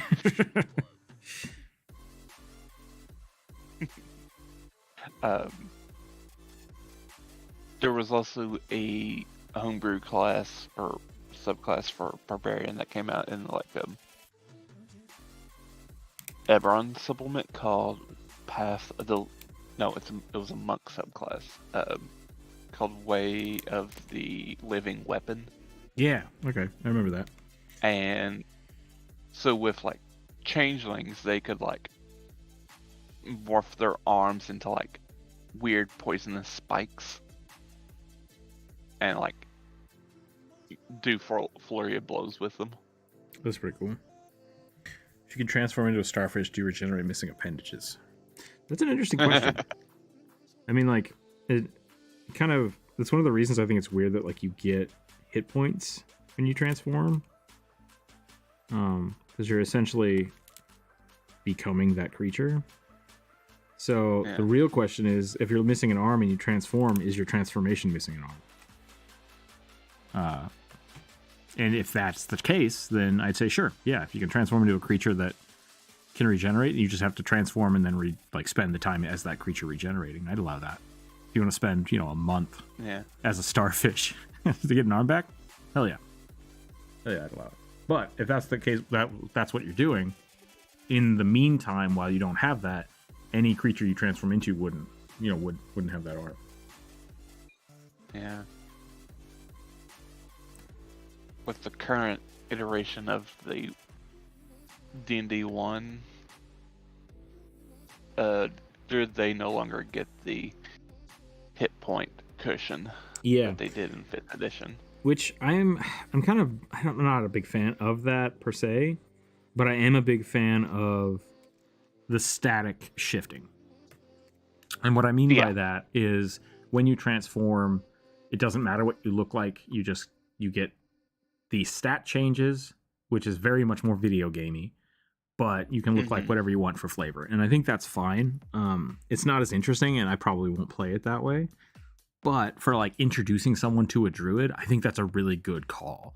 Like, and one way I might even do it is like just, okay, you want to transform into something that you don't know the stats of, you don't have the stats for it, use the basic stats. And so, so if you're transforming into something like, oh, I need to be an owl. It's like, cool. Do you have the owl stat block? No. It's like, okay, we're using the basic stat block then. Yeah. You now have dark vision. Yeah. So if it didn't already have. So I think it's interesting, but I will always let people bring the stat blocks for whatever they're turning into. And I'm really, really kind of freeform about that anyways. Because like I said, like I've had people play dinosaur druids. It's like, hey, if you bring me the dinosaur stat block, let's use it. Like if that's what's going to be fun for you, let's make it happen. The downside comes when people try to sneak things in. They're like, I'm going to turn into a Tyrannosaurus. And it's like, we didn't talk about that beforehand. Like that's messed up. It's messed up and overpowered, right? Like, don't try to get one up on your DM. Like, they should be a part of your creative process. Yeah. That's why I liked the druid section in Xanathar's The Guide to Everything. They gave kind of like lists of animals. So like, say you're a druid who grew up around like a mountainous area. Here are animals in the D&D, most D&D settings that would be living in mountainous areas. And it's like, which makes it easier for people to look up the stats. Yeah. It's like, okay. Yeah, it definitely takes a little pre-planning on your DM's part, which can be restrictive, right? It's like, oh man, but I wanted to turn it into something like this. It's like, ooh, well, we didn't talk about that. Yeah. So something I did with a new player who was trying to learn how to be a druid. D&D Beyond had a really nice function where you can kind of save those off to the side. And so what I did is I went through and I'm like, here's 15 animals that I'm giving you that you have seen and can turn into. That's your list. And if you ever like find another animal or you see an animal, I'll allow you to add it to that list. And so I specifically started off small so that they could go out of their way looking for stuff. Like that became part of the game, is like collect as many things as you can. And I think that was really smart. That was really smart on my part. I think that was a really good way to introduce somebody to being a druid instead of just being like, you can pick from any animal, because that's a little overwhelming. And I think that's a better way to do it. Because that is kind of the big drawback for druids is they're kind of not the most beginner-friendly class there is. Because it's like you have to look up the stats of creatures that you may summon or transform into, and you have access to every spell on the druid spell list at any given time. It's like, unlike a wizard where you know these spells and you can learn more, but you only know this set number at this moment. Yep. Yeah, exactly. So I think there's a lot of different ways to go about it. Yep.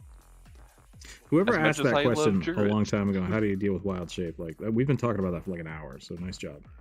Good question. Maybe we should do a short on it. How do you want to be a druid? Just do it. Be good at it. Work with your DM, because literally most of my advice in life is just like jump higher, talk to people. Those are the two things. You either got to get good, or you got to talk to people about it. Those are your options. That was always my advice when people were skateboarding. What am I doing wrong? You just got to jump higher. You just got to jump higher.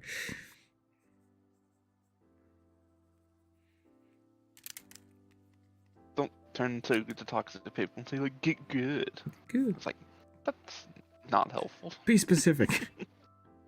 Stop dying. Stop getting killed by the monsters. This isn't helpful. Yeah.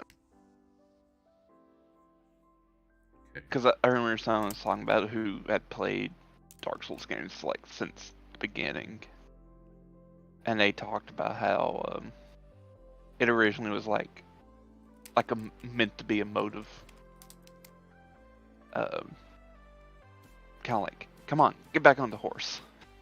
Yeah. Go and get good, and then just kind of turned into gamer bros just belittling casuals. Get good.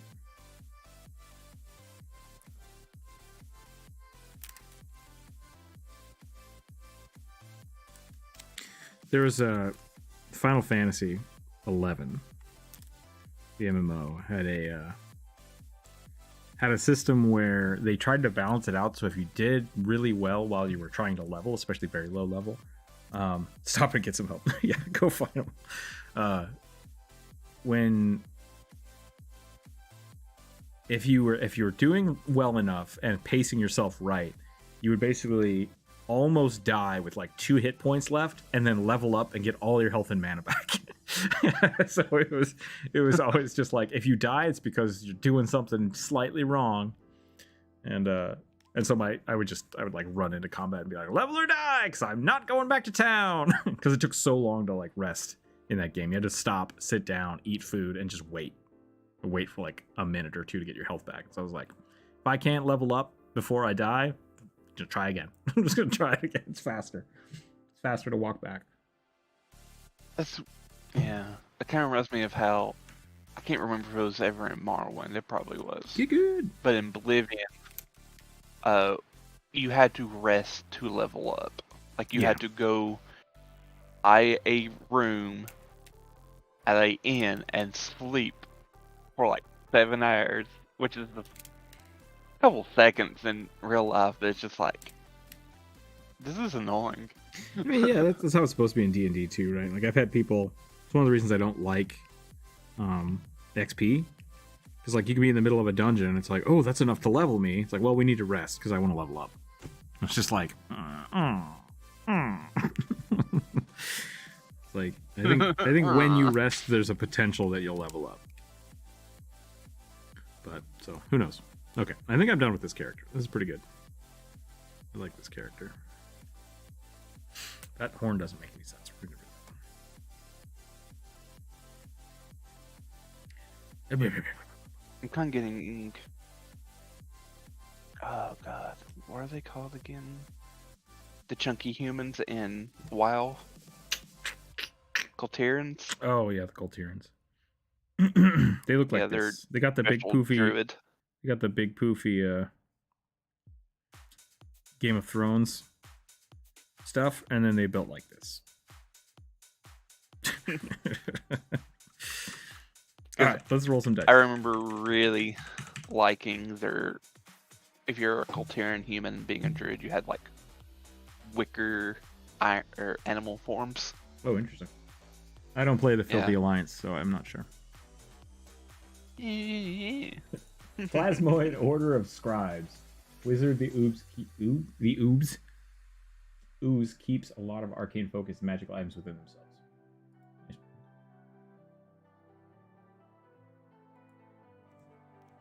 Scribe Ooze. Even though I tend to work on milestones most of the time. Yeah. Calculating XP at the end of the sessions myself. That's a good way to do it too. Like knowing exactly what you're doing. New rugby sticker idea. Him yelling, get good. Got good. Am good. Is good.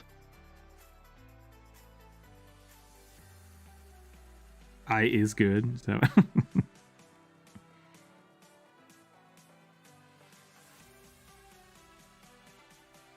Oh. Dropro just messaged you. oh, did I miss something?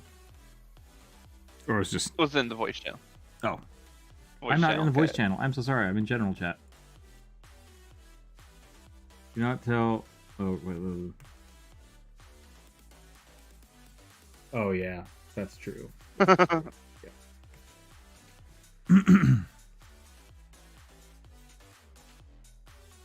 Dun, dun, dun, dun, dun, dun, dun.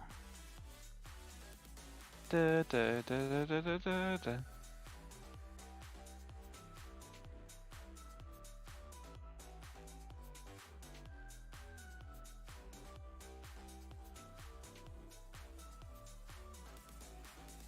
Those are the druid forms I was talking about.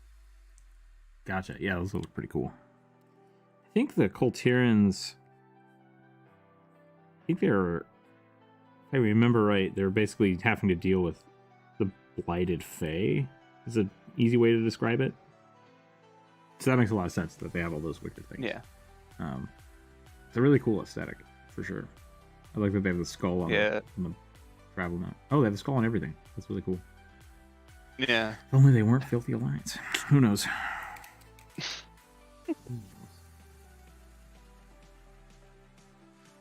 And their former leader was kind of a douchebag. Oh, yeah. Like, designed as villain, which is, like, great. Like, here, let me watch. Here, tie her down so I can murder all the people that she cared about in front of her. Dude, you have issues. Are we the baddies? I think we're the baddies. How would you visualize a mix between a druid and a bard? A friend would tell me about a character idea of a wandering storyteller that lives in the wilds. I don't know if you have to do too much with that. I would just basically have the normal druid and then give him, like, you know, a flute. Like a satyr is a natural bard to me, but also has that kind of wild presence.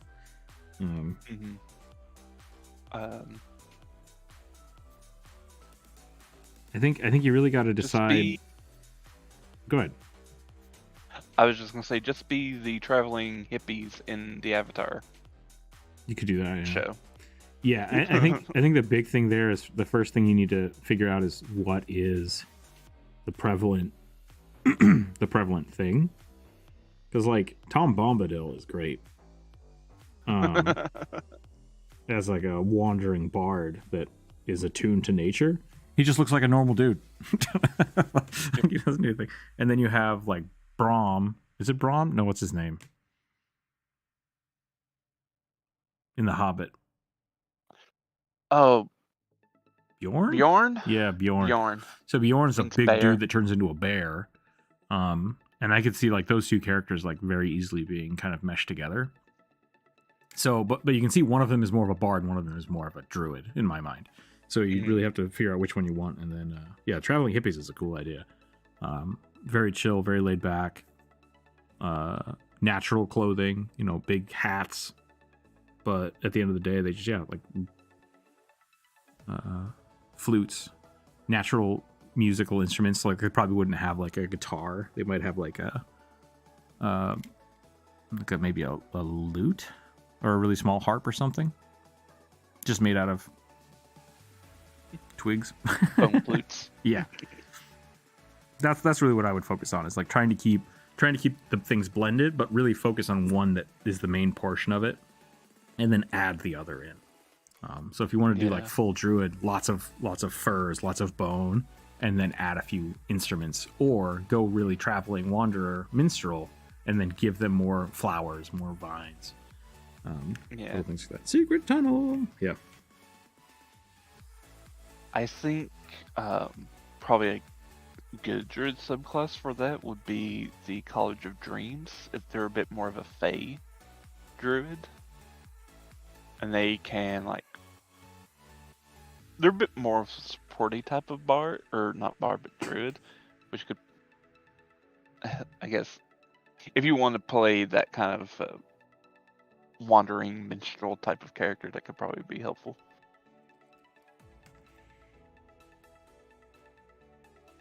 Secret tunnel. Memes.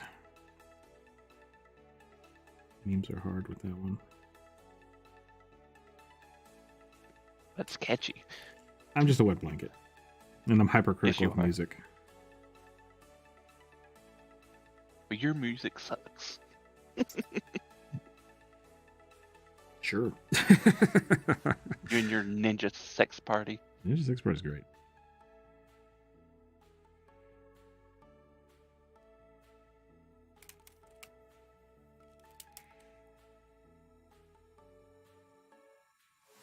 Also, the dude was a big reference to, like, Cheech and Chong. I'm pretty sure his name was actually Chong. Wait, in the Avatar? Yes.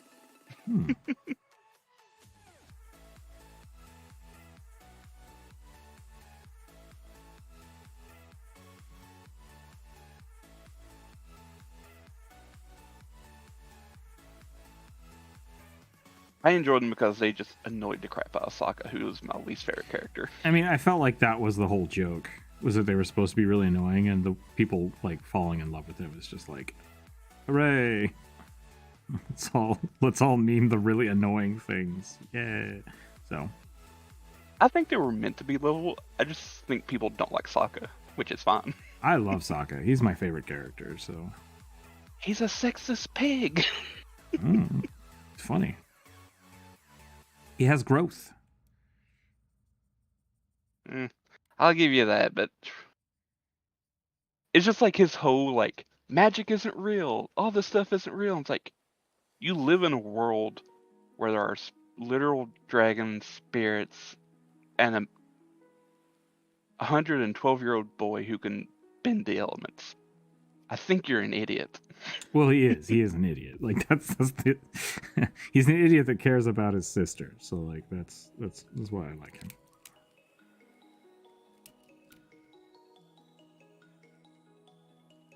But yeah, it's just like willful ignorance is not a good image.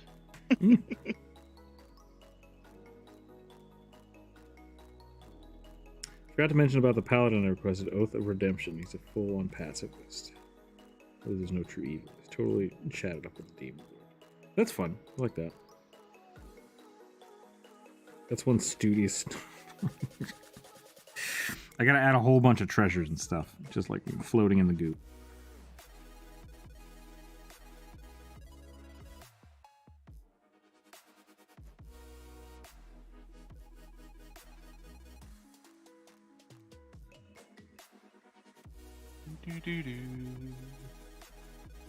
He's got a meteorite sword. That's amazing. And then he loses it. Well, he's an idiot. Like, I didn't say he was I'm perfect. glad we're on the same. Yeah, I started rewatching it and I'm just like, Sokka's just such an unlikable character for me. I can't. I think I used to like him, but then it's just like, I can't stand this guy anymore.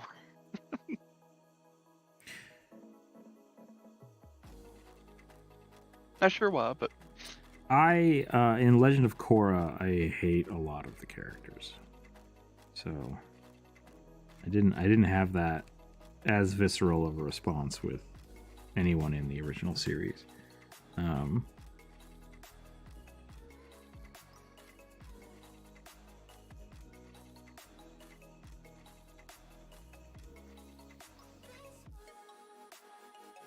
So they definitely write characters specifically to be annoying and be just memey garbage. But the characters did not connect with me in the Legend of Korra. I got the same. Yeah, I don't know. I think Legend of Korra there were a lot more characters for one, and a lot of them didn't feel like they even kind of followed their own character. Like there was a lot of stuff, and that was part of the thing with, like, I think why Korra got such a big hate, because like the first 2 seasons were the same season. Like, she didn't learn anything twice, and it's like, what's happening? And so, like I said with Sokka, I like Sokka because he has that really kind of interesting story development of him not believing in the world, not thinking his sister is capable, and then but still like believing in her and following her, and then discovering how powerful and like important she is.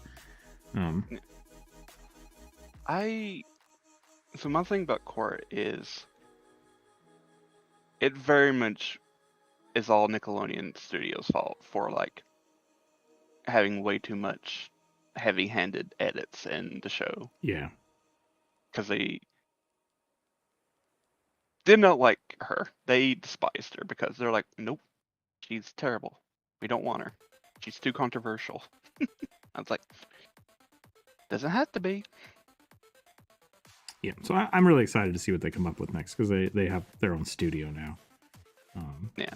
Which I'm excited for. So yeah, they had a lot of budget cuts and basically like a lot of crunch time. It's like, I don't envy the people who made Korra. Yeah.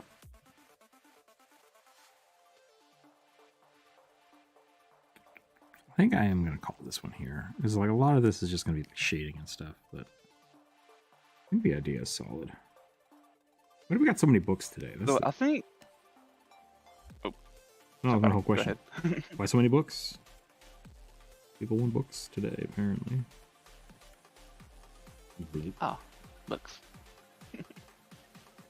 I was going to add, like, I think the reason Korra was probably the way she was narratively, one, crunch times, but also, like, she grew up as a superstar.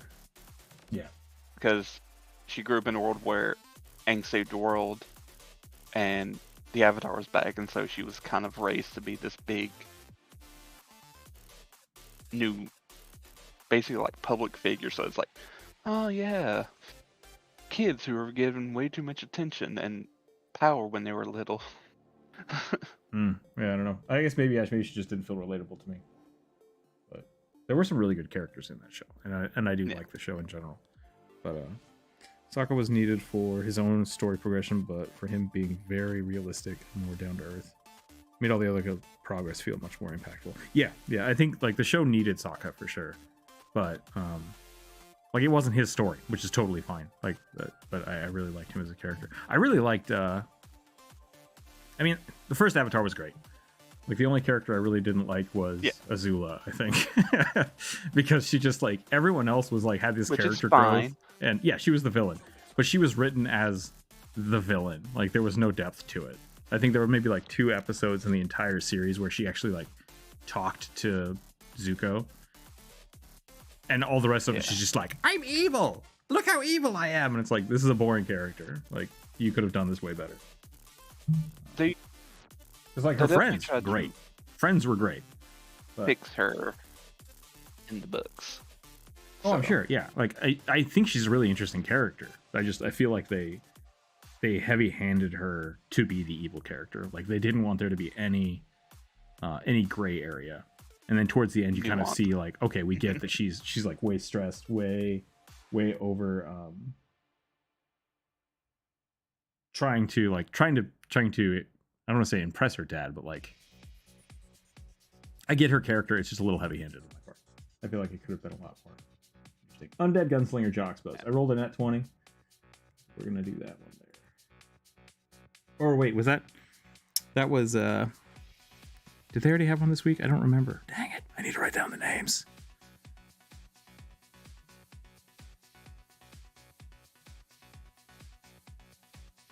Who hit the Undead Gunslinger? We could definitely do that one. But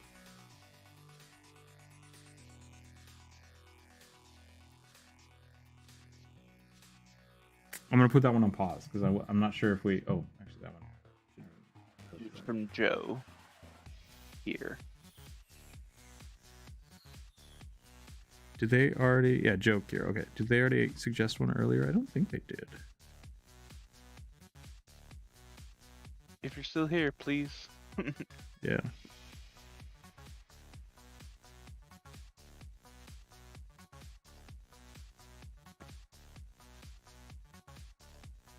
Oh. Yeah, so we had the Cyberpunk and then the Undead. Yeah. So I think the Cyberpunk one is on there. Yeah. Yeah. And then they suggested the Undead one. Right. Let's hold off on the Undead one until next week. Which means I only have 18 and I rolled 20, which means I need to reroll anyways because I forgot to delete the last character. So that was a bad roll. Female drow moon druid raised since birth as a gladiator. Third weapon being a trident.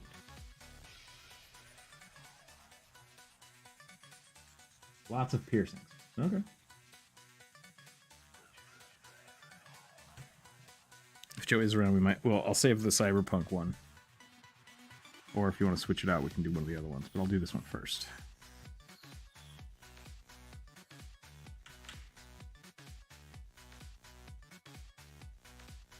I love the idea that you could extend bending one of the 4 elements to specialize in something like lightning or blood. Yeah, I mean, I think the Avatar had a really good magic system. And I like that they expanded on it in Korra, so... Or lava, whatever. Zula's story was sad and ended up me feeling bad for her. Yeah, and I think the thing was, they really didn't want her...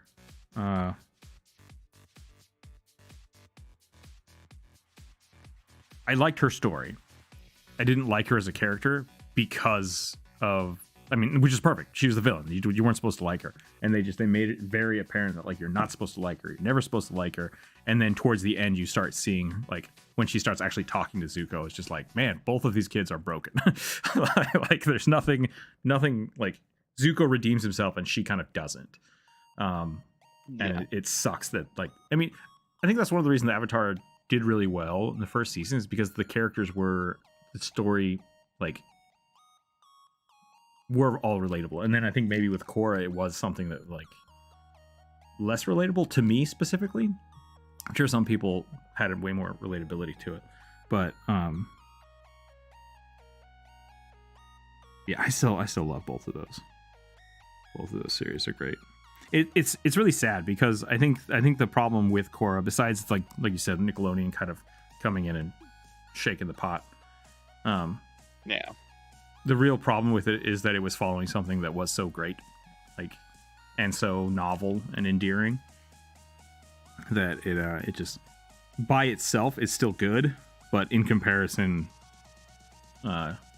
seems less so. So.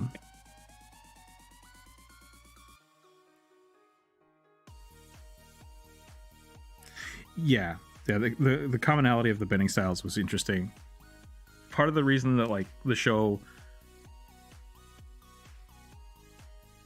for however long people had the bending, and then 100 years of time transitions and nothing changes, and then through Aang's lifetime, they go completely modern. Feels really weird to me, but it's fine. Yeah. It was such a hard shift. Korra was such a hard shift from the first one that it was a little weird. So I really am excited to see more content, more Avatar content. I really want to see more.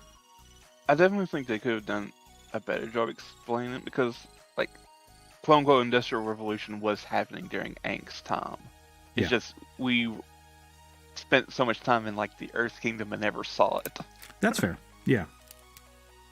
Yeah, the first one really focused on just the three of them, right? Like the three of them, maybe the Empire kids, but it was very much around those three characters, and then Korra was like 12 to 15 characters all over this city, and it's just like, man, I don't care about half this shit.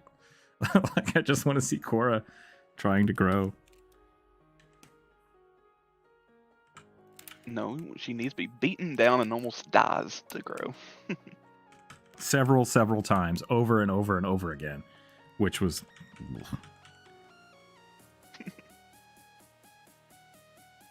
gripes.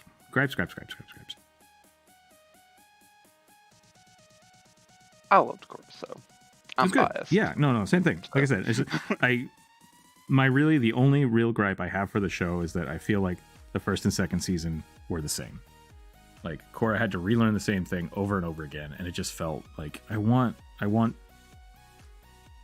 growth. I don't want to just keep, which is fine. Like maybe that was their intent, but it's my only gripe. And Tyzon's kid, I freaking hate that kid. Which one? Boomy The boy Jr.? or one of the girls? The boy. He was the meme character, and I hate it. He brought nothing to the show, in my mind.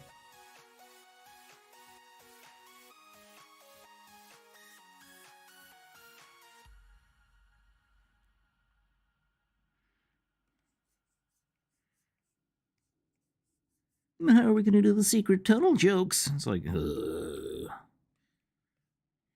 no fun, Rick. I know.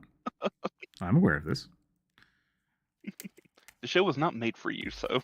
It's fine.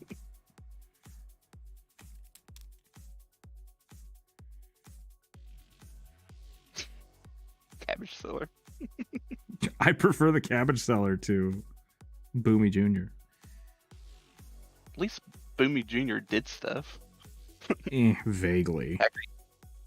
Helped in missions. If farting was a possible solution to the mission. That's well, all when he got older, because he was like 5 when the show starts. So. Which just makes all the competency of every other person in that show less important. How well do you know teenagers? I don't. I'm not having this conversation with people anymore. I'm allowed to hate. You are. I'm allowed to hate. I will push back because we're friends. Yep, that's fine. Had a player use Mold Earth on an undead cleric of the light domain. He sealed them under the earth as they were casting Fireball. Let's just say the cleric went out with a bit of a bang. Good on ya. Good on ya. I would not let an inch of dirt stop a fireball. In fact, I might actually make it do more damage to everybody around. You all take bludgeoning damage as rocks pelt you from afar. Best character in both shows had to be the cabbage seller. Yeah, pretty good.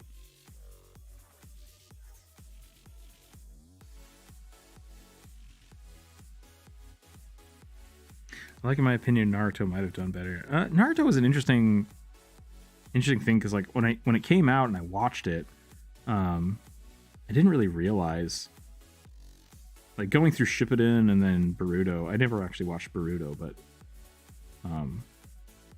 it's an interesting storyline. because they have the time jumps, but they feel right. Whereas a lot of other shows that try to do time jumps, they have that disconnect of like the world that I loved is now completely different. And Naruto, yeah, didn't do that as much, which is cool. Like I think they did do a good job in that. Why can't I draw this arm? This elbow should be straight out, but it should be back, so it's probably like over here. And then the arm actually needs to come back. So you would see quite a bit of it, I guess. You see it like kind of like this. Like my biggest issue with Naruto is there's so many better characters than Naruto and Sasuke, and they just never got any screen time. It's like, yeah, like I don't care about these. That was guys kind and of their the romance. What about Kiba or other characters? Yeah. Naruto had a lot. And Bleach was kind of the opposite. Bleach had a ton of supporting cast that like I just didn't care about. I was like, stop. I don't like, now that I've killed you, let me tell you my entire backstory. It's like, I don't care. Progress.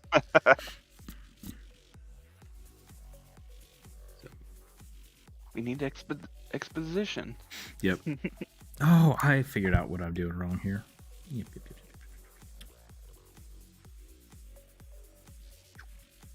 The hand would be closer to the face.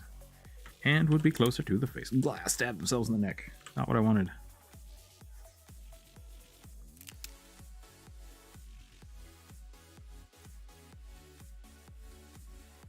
With a worse spear.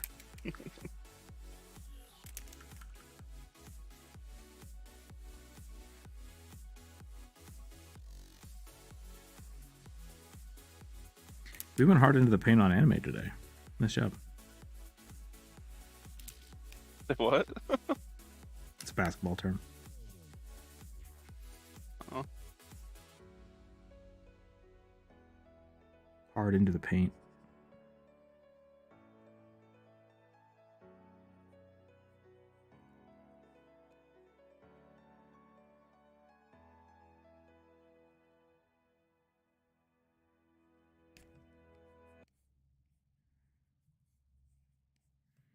Should I give her a mask? Give her a mask.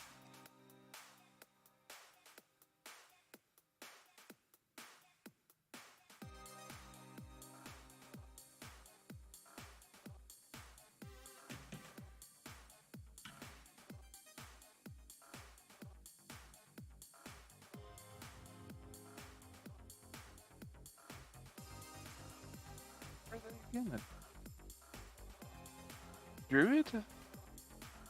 Hmm? The class for this one. I think she's a gladiator fighter, wasn't she? I heard Druid or was she supposed to be a druid? I may. Yeah. Got the community post.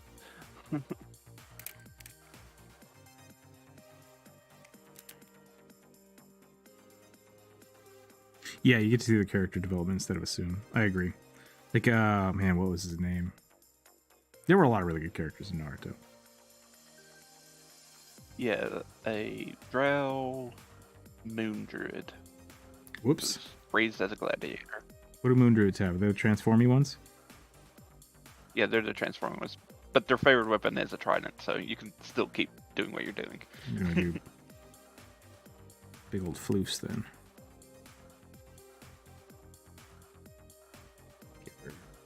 Trying to give her like scale mail, which I don't know if druids can wear. If it's made of animal parts, they can. It's true. Who was the kid that could use like shadows to attack people? He was one of my favorite characters. Shikamaru. Yeah. Yes. And then he got a much better character than the main cast. Mm-hmm. And he got a great kind of like continuation in Shippuden, which made me really happy. Mm-hmm. And in the new series where they're all adults and have kids, he's like Naruto's like personal like advisor. Nice. Type deal. It's a good spot for him. Ah, she was supposed to have lots of piercing. We'll just put them on the ears.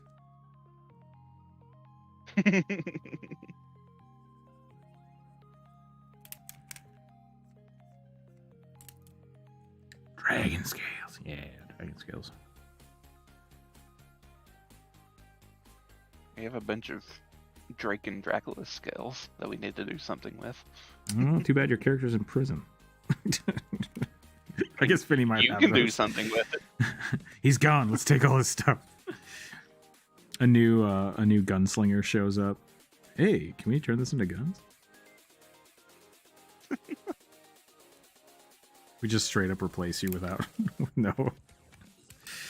I mean, I'm probably going to replace myself, so.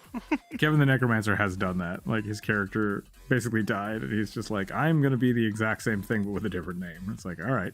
Like, I can't. Bevan the Necromancer. Yep.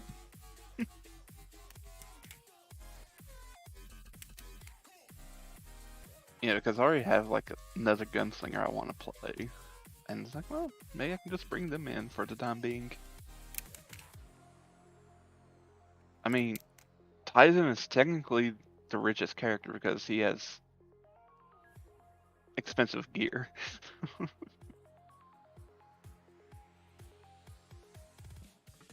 like a mithril bayonet and enchanted guns.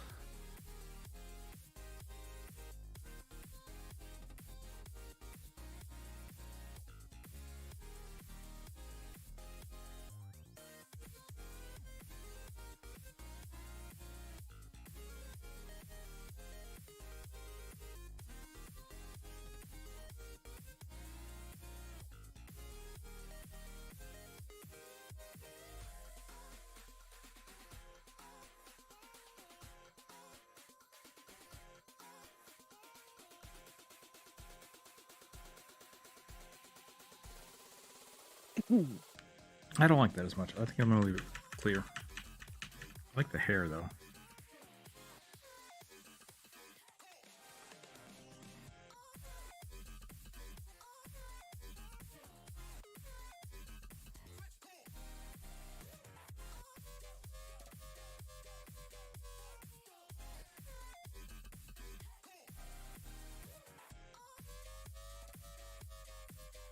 What is this music?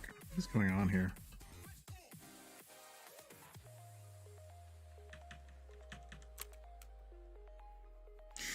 Like, blah, blah, blah. My players are currently doing their first exploration of a dangerous place. 3 of them are new players, and nothing beats seeing your players' experience to explore haunted places. That's pretty awesome, yeah. Watch them try to split the party. You go to that room. We'll go explore this over here. I've had people do that in haunted houses, and actually has saved them because, like, then only 1 or 2 people walk into like a haunt. I've also had that kill players, so I mean, like, you know, take it or leave it. Didn't we split the party once? Can't remember. Let's swap out these. Splitting the party's not terrible. It's a matter of function. Why is the party splitting up? What are you doing it for? And make sure no one's doing it just to be contrary. I'm gonna go over here and steal a bunch of shit. It's like, okay, great. Hello, yes, I'd like to check out and do my own thing. Like, whoa. Great. I like to punish those people, but not like viciously. When someone's like, I want to go blah, blah, blah, blah, blah. It's like, cool. So you go do that. And then I continue on with the story. And then I'll come back to them and I'll let them do their thing. But like, I like to make, I put them on the low on the priority list. It's like, if you want to walk away from the party, that's fine. We're going to resolve what the party is doing and then come back and see what you're doing. And I unless it's like dramatically going to shift something that's happening in the rest of the party. And that way they kind of get, it's like, listen, yes, I'll let you do this, but it needs to not be, you can't just call out my priority by deciding to walk away from the party. I'd like to lead the party and scout ahead, please. Yeah. It's like, cool, okay, does the party need to do anything before we get to what's happening over here? Yes, no, we're good, all right. I want to draw, like, the weird scale mail Does it go all the way down the arm? I think it does. Gladiator? Yeah, there's like a weird gladiator arm piece. But I can't remember what the glove looks like.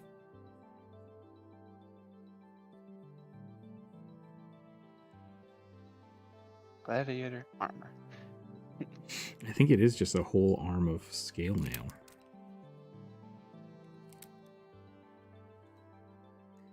I think I've In my experience, never split the party. I mean, it's dangerous, yeah. At the end of my sessions with the monster jumping one of the spellcasters in the group, a 15-foot tall scarecrow that I have been hinting at stalks the hallways. Nice. Have to have good planning, which the group I play with does not have that skill. That's something they got to learn, right? I mean, like, that's part of the thing about... Something that bothers me with groups when you say things like don't split the party is when people use that as a rule of just like, yo, don't split the party up. Like, I'm like, okay, are you saying that in game or are you reprimanding the person playing? Because those have different effects, right? If you want to tell a player like, hey, I don't think we should split up. I think you should stay with us. It's like, okay, you know, maybe they'll agree with you, or maybe it's like, no, I really want to do this. It's like, okay, you can do that.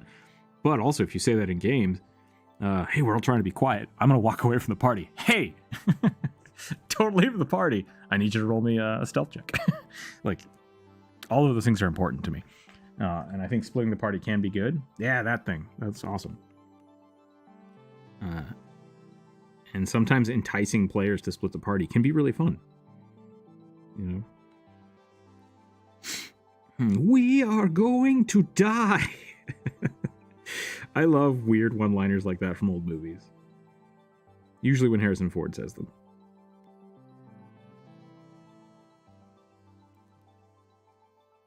Indiana Jones is a terrible movie. To die. We are Indy, we are going to die. It's just so good, but wouldn't be possible if fans split the party. What are you to say one's the worst? But, yep. I love those movies. They are not appropriate anymore. And there's a lot of weird shit in them. Watching them with a grain of salt, enjoyable.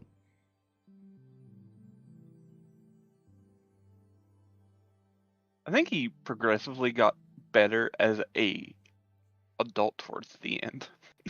Like, yeah, I mean, it's just you're like still bad. They were written in a time when certain things were deemed okay because the people that were deeming the things that were okay were the people doing the bad things.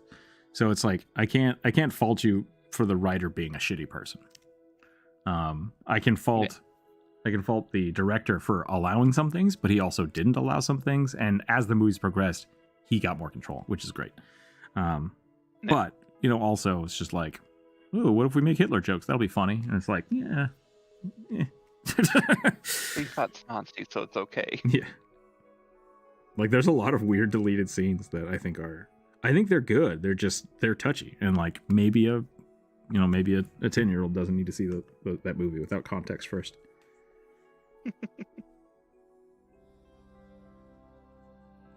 And I think that's really like the big thing with a lot of literature. And like we've talked about Harry Potter as well. It's like when I have kids, do I want them to watch Harry Potter? Probably. Like it's good, but I also want them to have the context of, you know, the issues around that. That's fine. I'm not going to like sit down a 3-year-old and be like, okay, let's talk about the writer who wrote this, because they're not going to get that, right? Yeah. Let them watch the movie, enjoy the movie, and then when they get older, it's like, oh yeah, I know that was written by someone who had some very skewed visions of reality. Like, I want you to be aware of that.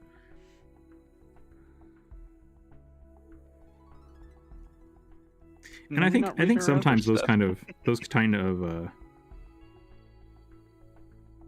things can be good to start conversations, right? Like I think that's part of the reason that like a lot of books in colleges, there's the idea that you're not supposed to like, well, we shouldn't talk about it. It's like, no, we should definitely read books that deal with racism because it's something we should need to talk about. And like, this is a great way to open a conversation. You just have to be careful. And it's the same thing with D&D. Like you can definitely use touchy subjects unless people are, unless you're using it in a way that is offensive to someone in the game. Like someone's not having fun. Like, I don't want to talk about this. This is too weird, or this is too traumatic, or this is too relatable to me. It's like, great. And don't do that. Like, those conversations are always good to have. But sometimes it's also a good way to talk about those things. So.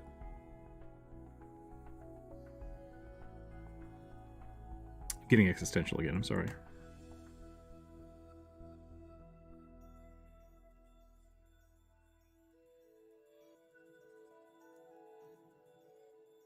How about those cute red pandas? So adorable. Trident.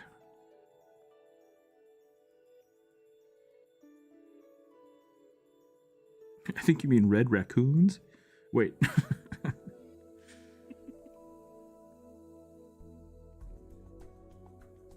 mean, they are distantly related.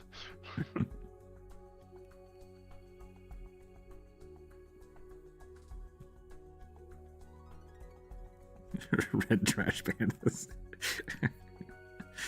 The hell are you talking about? I like how you're bringing up all these rather heavy topics, but you're still able to voice yourself. It's really important. Yeah, I mean, I think so. I think especially when you're dealing with D&D, which has its own like checkered past, it has its own current like issues, right? I think communication about those things, especially in fantasy, it's really important because you're crafting a world, but you're crafting a world together. And you need to be able to talk to people about stuff.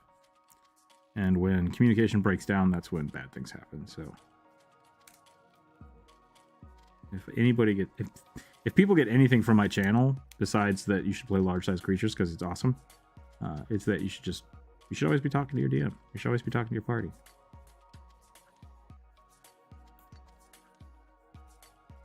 Always talking to your friends.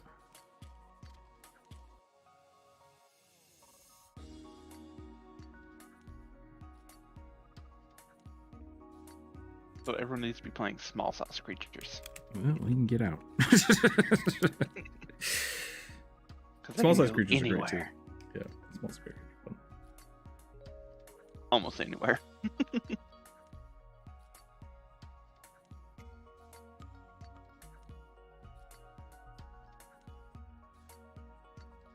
See, I'm biased. I love my halflings, my gnomes, my goblins. What if you could play a large size goblin? Then I'll just be a bugbear. That's what I'm saying. Yeah, do it. Play a bugbear. They're freaking great. Yeah. Though I can see the argument of them being both large and medium sized because like, yeah, they could go either way. Like considering they're supposed to be sneaky, like a large size sneaky creature is weird, and I kind of love it. Like that's one of the reasons I really like it. But But also, like, yeah, if you want to be a sneaky bugbear, it's like, I don't want to be a large-sized creature. It's like, yeah, great, don't. Like, just do whatever. Haragon are cool. Yeah, I'm super excited. I just finished the Haragon page. I don't know if I posted it yet. I'll have to post that for the Discord members. Doing coloring books pages. Yay! We'll post that. I'll probably share that one with the community. Actually, this Friday, so I might do that today just to try to get people like, hey, come check out the Discord. Come hang out with us. Comic book pages. Yada, yada, yada, yada, yada. I just got mine this week. Nice. I reprinted the shark sticker, so I sent those. Or did I send those out? Yes. Yeah, I did get a shark. Yeah, I like that sticker. All right, here we go. Let's do one more. Let's do another one. Rabbit gaming.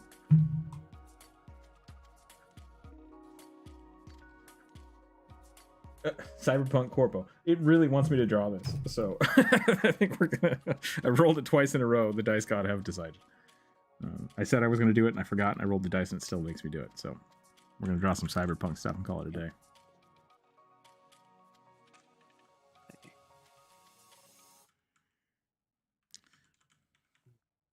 I just had a thought now. What's that? I need to. Well, because I was mentioning gnomes and everything, I am now going to add a deep gnome empire, my little setting that I've been working on and off. So nice.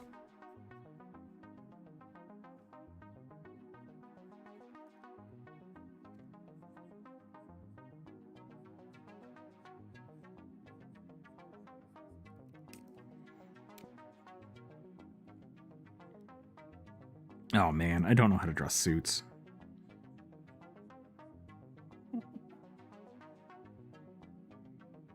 I need to learn. I need to learn how to draw suits. You don't even wear suits. I know.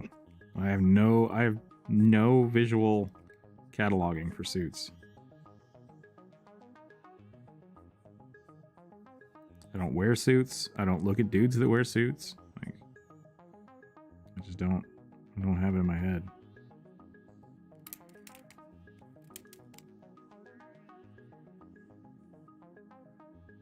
I need that reference. Working. Crap. Wrong thing. Hang on. Okay. Here you go. Suits. Man, that whatever that is pops up on my feed nonstop. I'm heading out now. Gotta get back to work. Yep. Gotta get back to writing a bunch of content. Nice. You folks have a great day. Lovely art. Now conversation. Thank you, Connor. Thank you for the $5. I appreciate it. Enjoy your day. And we'll catch you next time. Yeah, my shorts feed is constantly showing me clips from that show, and it's just like, I don't know what this is, and I don't care. Please stop. Yeah. It's about corporate lawyers and a law firm. That sounds One way of them exciting. never went to law school. I saw another short that was Super dull. Yeah. I saw another short that was like, oh, you watch anime? It's like, yeah. It's like, you should watch something more age appropriate. And it's like, I'm a detective, but I'm from Miami. I'm a detective, but I'm from Los Angeles. I'm a detective, but I like math. It's like, yep, that's what it feels like. I have seen it. What about lawyer shows? Especially shows like done by like news companies like NBC, CBS. Yeah. Just like, what's up with y'all and your crime shows? We should produce something that's exactly like that other show that's on the air because we need to compete with them. It's like, ugh. Why is everything the same? Yep. Like, I like Criminal Minds, but I was like, I'm not gonna sit and watch Chicago PD, Chicago Fire, and all this other Chicago stuff. I was like, I don't care. Yeah, I really liked CSI when it came out. Yep. And then somewhere around CSI Miami, I stopped giving a shit. I was just like, I'm good. I'm gonna admit, I like CSI Miami. I don't know why. It's just Yeah, I think I watched most of it. stupid pun the guy always makes. Yeah. I definitely watched CSI Miami. I do not think I watched CSI New York, though. I don't think hardly anyone did. Okay, then I don't feel so bad. I need more Cyberpunk reference. Hold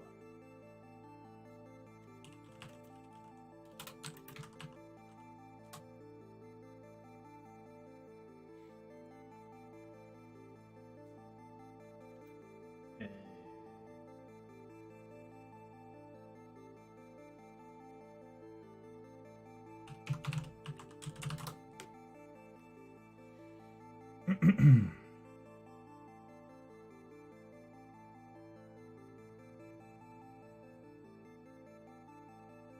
Oh yeah, there's no ties in that show. Forgot about that. Is it? Everybody's clothes in the Cyberpunk universe is like borderline their skin. Yeah.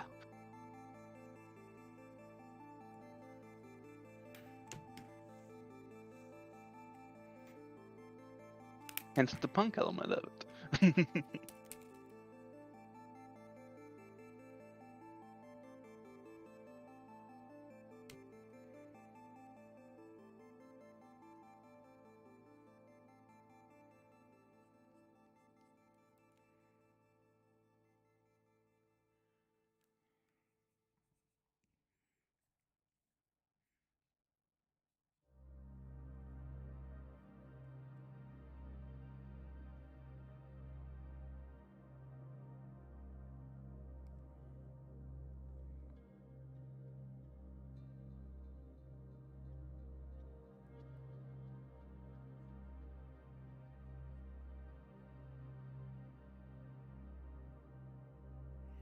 I can't draw faces today, apparently.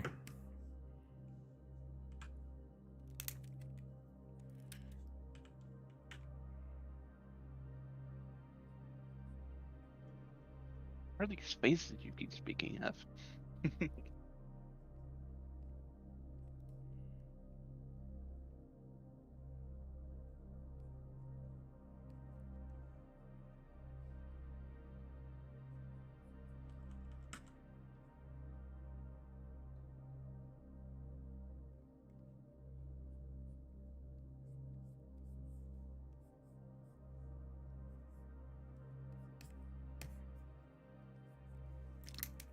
There's nothing redeemable. What do I do right now? Let's start over.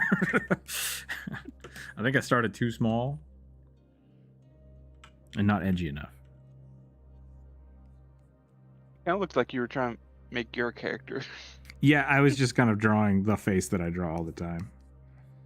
So I need to do something a little different.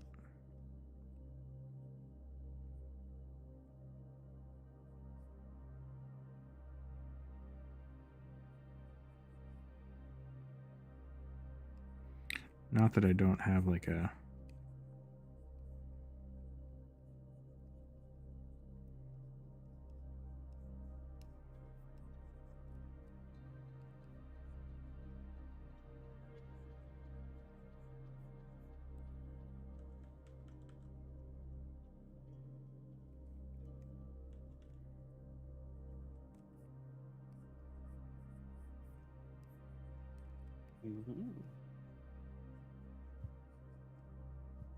New Pointy Hat video out today Oh, damn. on genies. I need to up my game. I don't get videos out fast enough.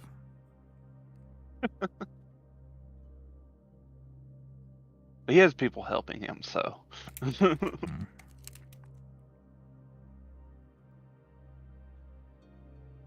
also don't think he's doing daily live streams where he draws all day or commissions. So. No.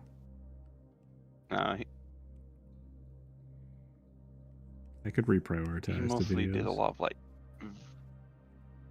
video game concept stuff, and then kind of shifted to YouTube. There's definitely a little bit of a what would you call it? There's the work aspect of YouTube and the luck aspect of YouTube. And I think it's like I'm doing the live stream because like I want people to see my stuff, and people just don't see my stuff. So this is a cool way for me to share off my artwork with people's concepts. But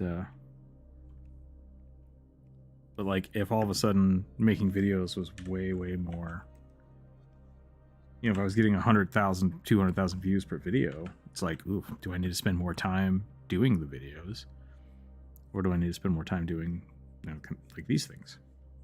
It's really weird. It's hard to discern which ones to do. So I think a lot of people like that just have a lot of growth really fast. Are they kind of already stuck in doing their videos? Would people want a video a week if it meant less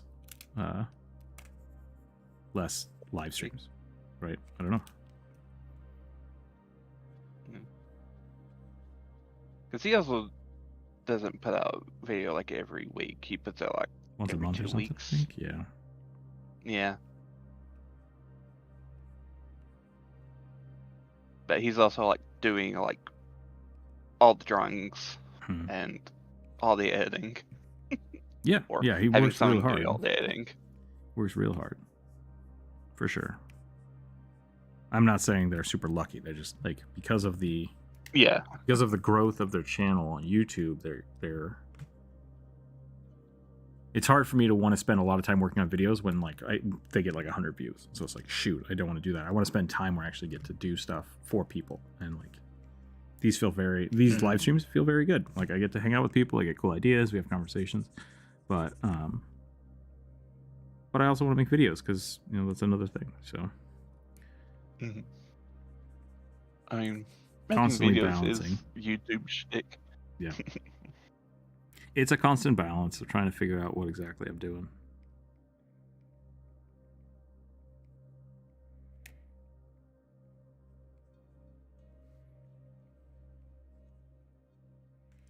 I feel like I forgot what I was doing. Oh, yeah. The tie.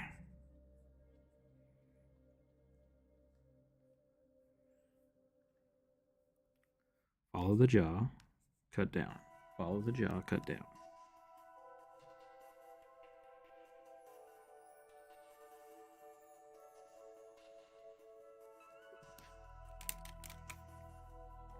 I'm in a very, I guess the better way of what I was trying to say is like I'm in a very strange place of not knowing what to do for YouTube. And so, and part of that is like I'm gonna have to luck into people seeing something and then figuring out what that is, right? So I can put in the work, but without that little bit of kick of like a bunch of people seeing it, I'm not gonna be able to be like, oh yeah, I can start doing videos every week, because like it's not. You have your health concerns. That's true. Don't stress out. I'm trying not to stress out. Joke. Yeah, exactly. That's a great video. I just saw it. I'm just like, I need to share it.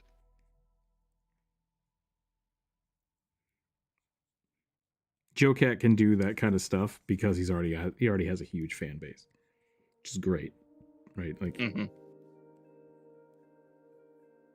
can't spend time working on stuff that might not work because I don't have that. So, like, comment, subscribe. Helps the channel out. One day I can just share the videos, dick around and make silly animations again.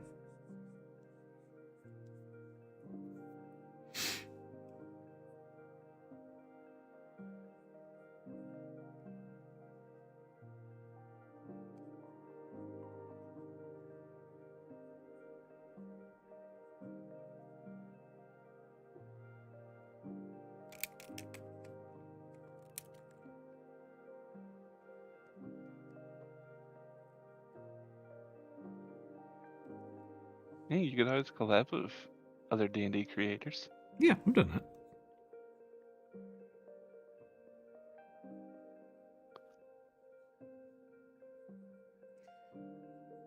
I just either have to.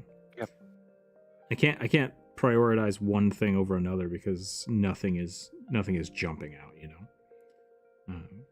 So really, like, I'm not saying like, oh, I wish my channel was better. Of course, I wish my channel was better, but what I'm getting at is like it would be nice to be able to just sit down and focus on one thing, and I just can't. I haven't been able to figure out what that one thing is yet, so I'm still looking.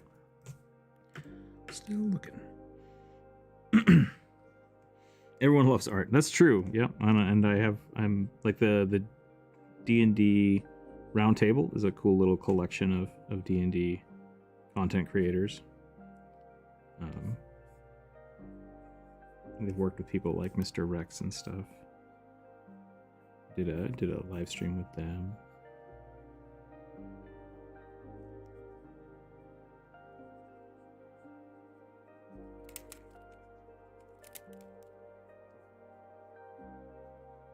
I don't wait to collab with Branley Mulligan.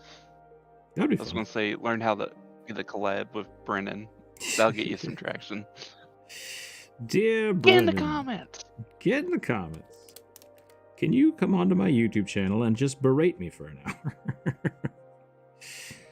I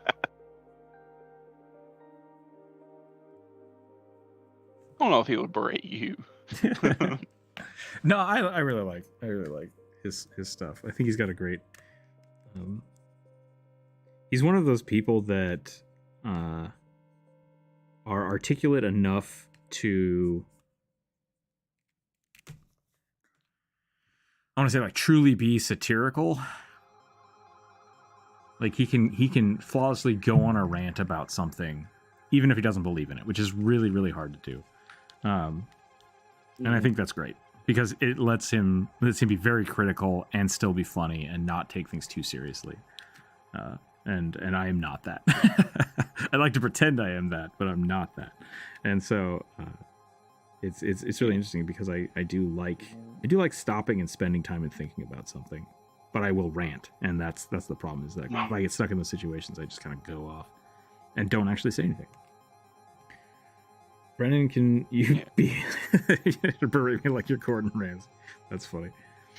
So no, I think I subscribe to a lot of his way of thinking for D&D, and yeah, I really appreciate him as a content creator. Yeah. So I definitely yeah, think cool. in his case where he has this degree in philosophy, because this is what he majored in, was philosophy. I think that definitely helped in his case, where it's like, oh yeah, and then he went to improv. It's like, yeah, I think something that would help a lot of people. I mean, that's kind of the catch of the philosophy major, right? Is like, no offense, but it's good for everybody. Like, critical thinking and rhetoric and understanding how to talk and why people talk certain ways is super important, and I wish we taught more of it. And so philosophy majors get a huge boon to understanding the way people think, and the way people have thought in the past, and the way people will think. But it's not highly applicable to many other jobs. no, And so it sucks. it's not. Yeah, it sucks for a lot of people. And so, unfortunately, my major was a little more of that. It was what I have a degree in architecture, but I have a degree in architecture, like the theory of architecture, not actual architecture. Oh. So why should things be built? How should things be built? Why do you build things a specific way? And a lot of that was like computer programming. Why would you build games? Why would you build mechanics a specific way? How do you integrate mechanics, like game mechanics, into situations? And with that, it lets me know how to talk to people, which is really cool. Nobody wants to pay me money to do that. So there's a lot of interesting things about that. Right. Philosophy majors are super good and good for people, but it's hard to turn that into a job, and I think improv can help with that. For me, art is my backing with it. A couple people have been like, why don't you just start charging people to DM games? And it's like, I could do that, but it's less interesting for me if I'm just telling a story to 5 people. I want to tell it to a lot of people, or I want it to be very personal. Yeah.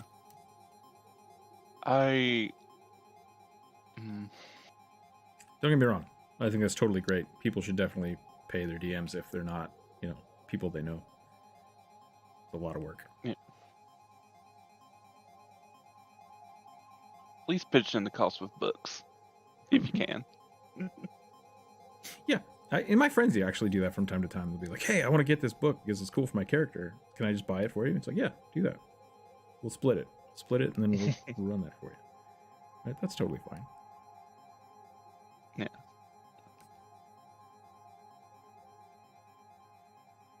I'm just thinking back to my time in philosophy class, and just like, Pro DM, nice, Gamma. Days. Congrats. I've had a few friends do that job, and they really liked it.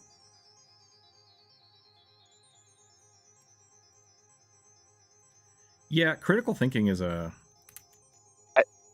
something I feel like a lot of people don't get. I don't want to say aspire to, but like don't get.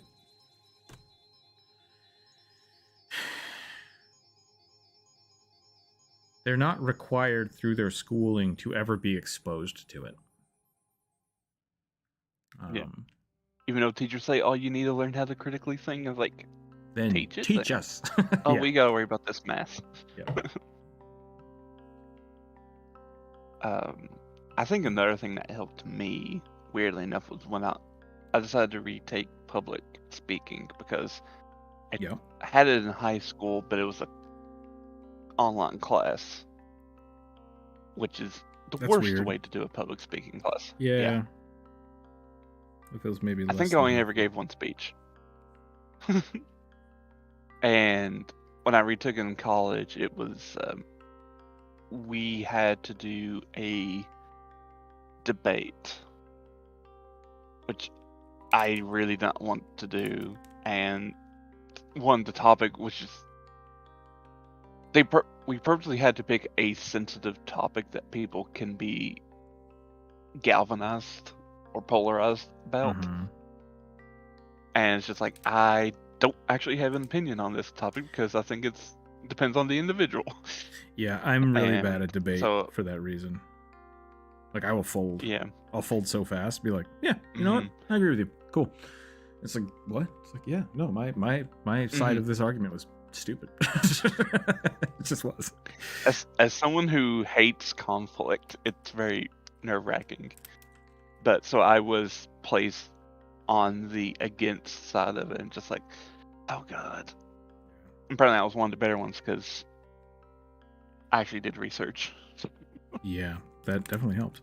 Yeah, there's a side of debate where, like, someone who's good at debate can argue both sides of the argument. It's like, okay, yeah, that's cool. Like, the understanding and critical reasoning behind, like, why you would argue for something is not as important to me as the ability to articulate the argument, right? So, well, maybe it is. Maybe that is a worse way to say it. Sorry, that was very confusing. The difference to me is if there's an argument to be made and someone can articulate what that argument is, I will listen to it and be happy about it. The problem that comes up from that is people that want to debate it to debate it. So there are people that are very good at debating, like, I'm going to prove this point. It's like, you don't have to do that. I only need you to explain it to me, and that's it. Like, so there's a lot of reasoning that I don't like debate is because there is either a clear winner or, like, this is the rational thing that should be chosen. Why do you get to keep adding to the side that's not right unless there's a rational reason to do that? And that is what debate is. People like hearing both sides of the story. That's great. That's fine. But there's a lot of times when things are debated that don't need to be debated. It's just like, this doesn't make sense. And you can be good at debate and confuse people enough to where it sounds like you're trying to make an accurate point. And it's like, this is not smart. Like, what you're doing is wrong. So I struggle with actual debates. I don't enjoy it. Because to me, like, it shouldn't be something that you could sway somebody, I guess, to have a conversation about. Having a conversation and having a debate are two different things in my mind, and I would rather have a conversation. Here's how and why I think of something. I'm not trying to change your mind. Like, this is what it is. Like, cool, thank you, bye. Yeah. Wet blanket. That is the inherent thing for debate, is to be persuasive and to get people on your side. Which I'm not a big fan of. So, which is kind of, I think maybe why some of my videos are the way they are. I'm not trying to tell you, like, do D&D this way, and that's one of the reasons I don't like a lot of the D&D content that's out there. That's, you know, like, this is the best thing in D&D. This is the worst thing in D&D. It's like, it's not. Like, just tell me what you think about it, and that's all I need. Thank you. I don't need the I don't need the snappy judgment. I just need the facts and the comments and the ideas. Talk to people. Be cool about it. Be open about it. Be free to change without having to force your concepts on somebody else.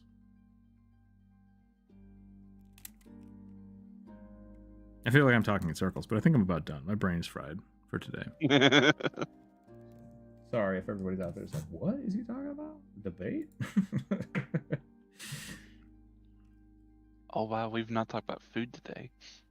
Yeah. I almost bought a steamer this morning. Because I want to make those steam buns. A steamer basket? I have like a crappy colander steamer basket. You know, one of these metal flower things. Yeah. It was not super conducive for putting steam buns in. So I was like, what if I buy like a big steamer pan? That would be great. Or just go to the local Chinese market and get you a bamboo one. Yeah, I don't want a bamboo one. I've thought about it for a long time and a lot of years, and I was like, oh, this is good. They're not as... I don't like cooking hot, steamy things in bamboo. I'd rather have a steel Any thing. particular reason? I can't just throw it in the dishwasher. I feel like I would need to season it. If you cook fish in it, it smells like fish. You can't really scrub it. You can't soak it. I mean, you can. Just all of those things weaken the wood because it has a chance to become moldy and has a chance to become brittle. I don't know. Has a chance to warp. I got corn dogs. That sounds pretty good. It comes to a point where there's no longer debate and now becomes argumentative for the sake of arguing. Yeah, thank you. That is exactly where I was getting to. It really is like, for those who are good at debate and can rationally stop a debate, I'm happy with it. But for those people that think they're good at debate because they like to own people, it makes me so mad. It makes me so mad.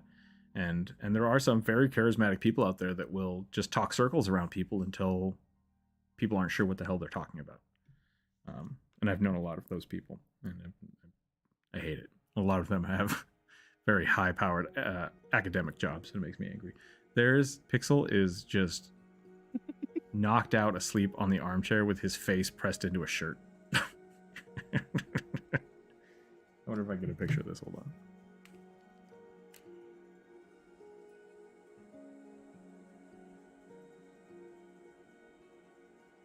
He's just zonked out. I'll post that on the Discord. Yeah, exactly. Debating to share info versus debating to win. Debates aren't supposed to be winnable, right? I mean, that's how they're measured in like, oh, let's have a political base. This person definitely won. It's like, that's not how this should be. This should be a, hello, I think this is the way it should be. This is how I think this is the way it should be. Thank you. Okay, have a good night. Sadly, that's not. No, it's not. How it ever is. It makes me upset. Yeah. Because very much debate is about proving your argument to judges. Yeah. Lawyers. But, yeah. That's why lawyers take debate classes. Okay, I've posted a picture of Pixel in the actual cat on the Discord. You guys should check that out. It's pretty great. Monetization.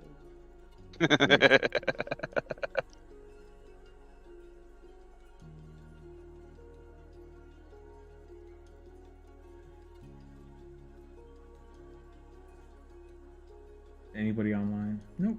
Not right now. Okay. I think that's where we're going to call it. Thanks again for hanging out today, everybody. I'm a very devil's advocate because I feel more info is better on decision making, and even I recognize these things that need not to be advocated on. Yeah, and like I appreciate that. That's what I'm saying. Like I'm totally fine with people. I like to see both sides of a story. The problem I run into a lot is people that like to play the devil's advocate because they feel like it makes them win. Like, I can beat you even though I know this is wrong. It's like, don't do that. Tell me the facts and be done with it. Like, I don't need you to berate me something that you don't believe in, right? Like, that's the most, it's disgusting to me. It makes me so mad. But I have friends that are like that too. And they're just like, oh yeah, no, I'm going to play the devil's advocate even though I don't care about this. It's like, just, I don't want to have a conversation about something that neither of us care about. Why would you do that? So, all right, that's it. I'm going to call it today. I'm going to go make some food. Thanks again for all the wonderful suggestions. We'll be back next week. I did post a short this morning. Go click on that. Send me your short ideas, your questions. Maybe we'll do like a rugby animation next week. That could be fun. I do have some more commissions to do next week, so we'll get those finished up. And that's all I really have. Thanks again. Stay happy, stay healthy, keep your dice on the table. We'll catch you next time. Bye, everyone.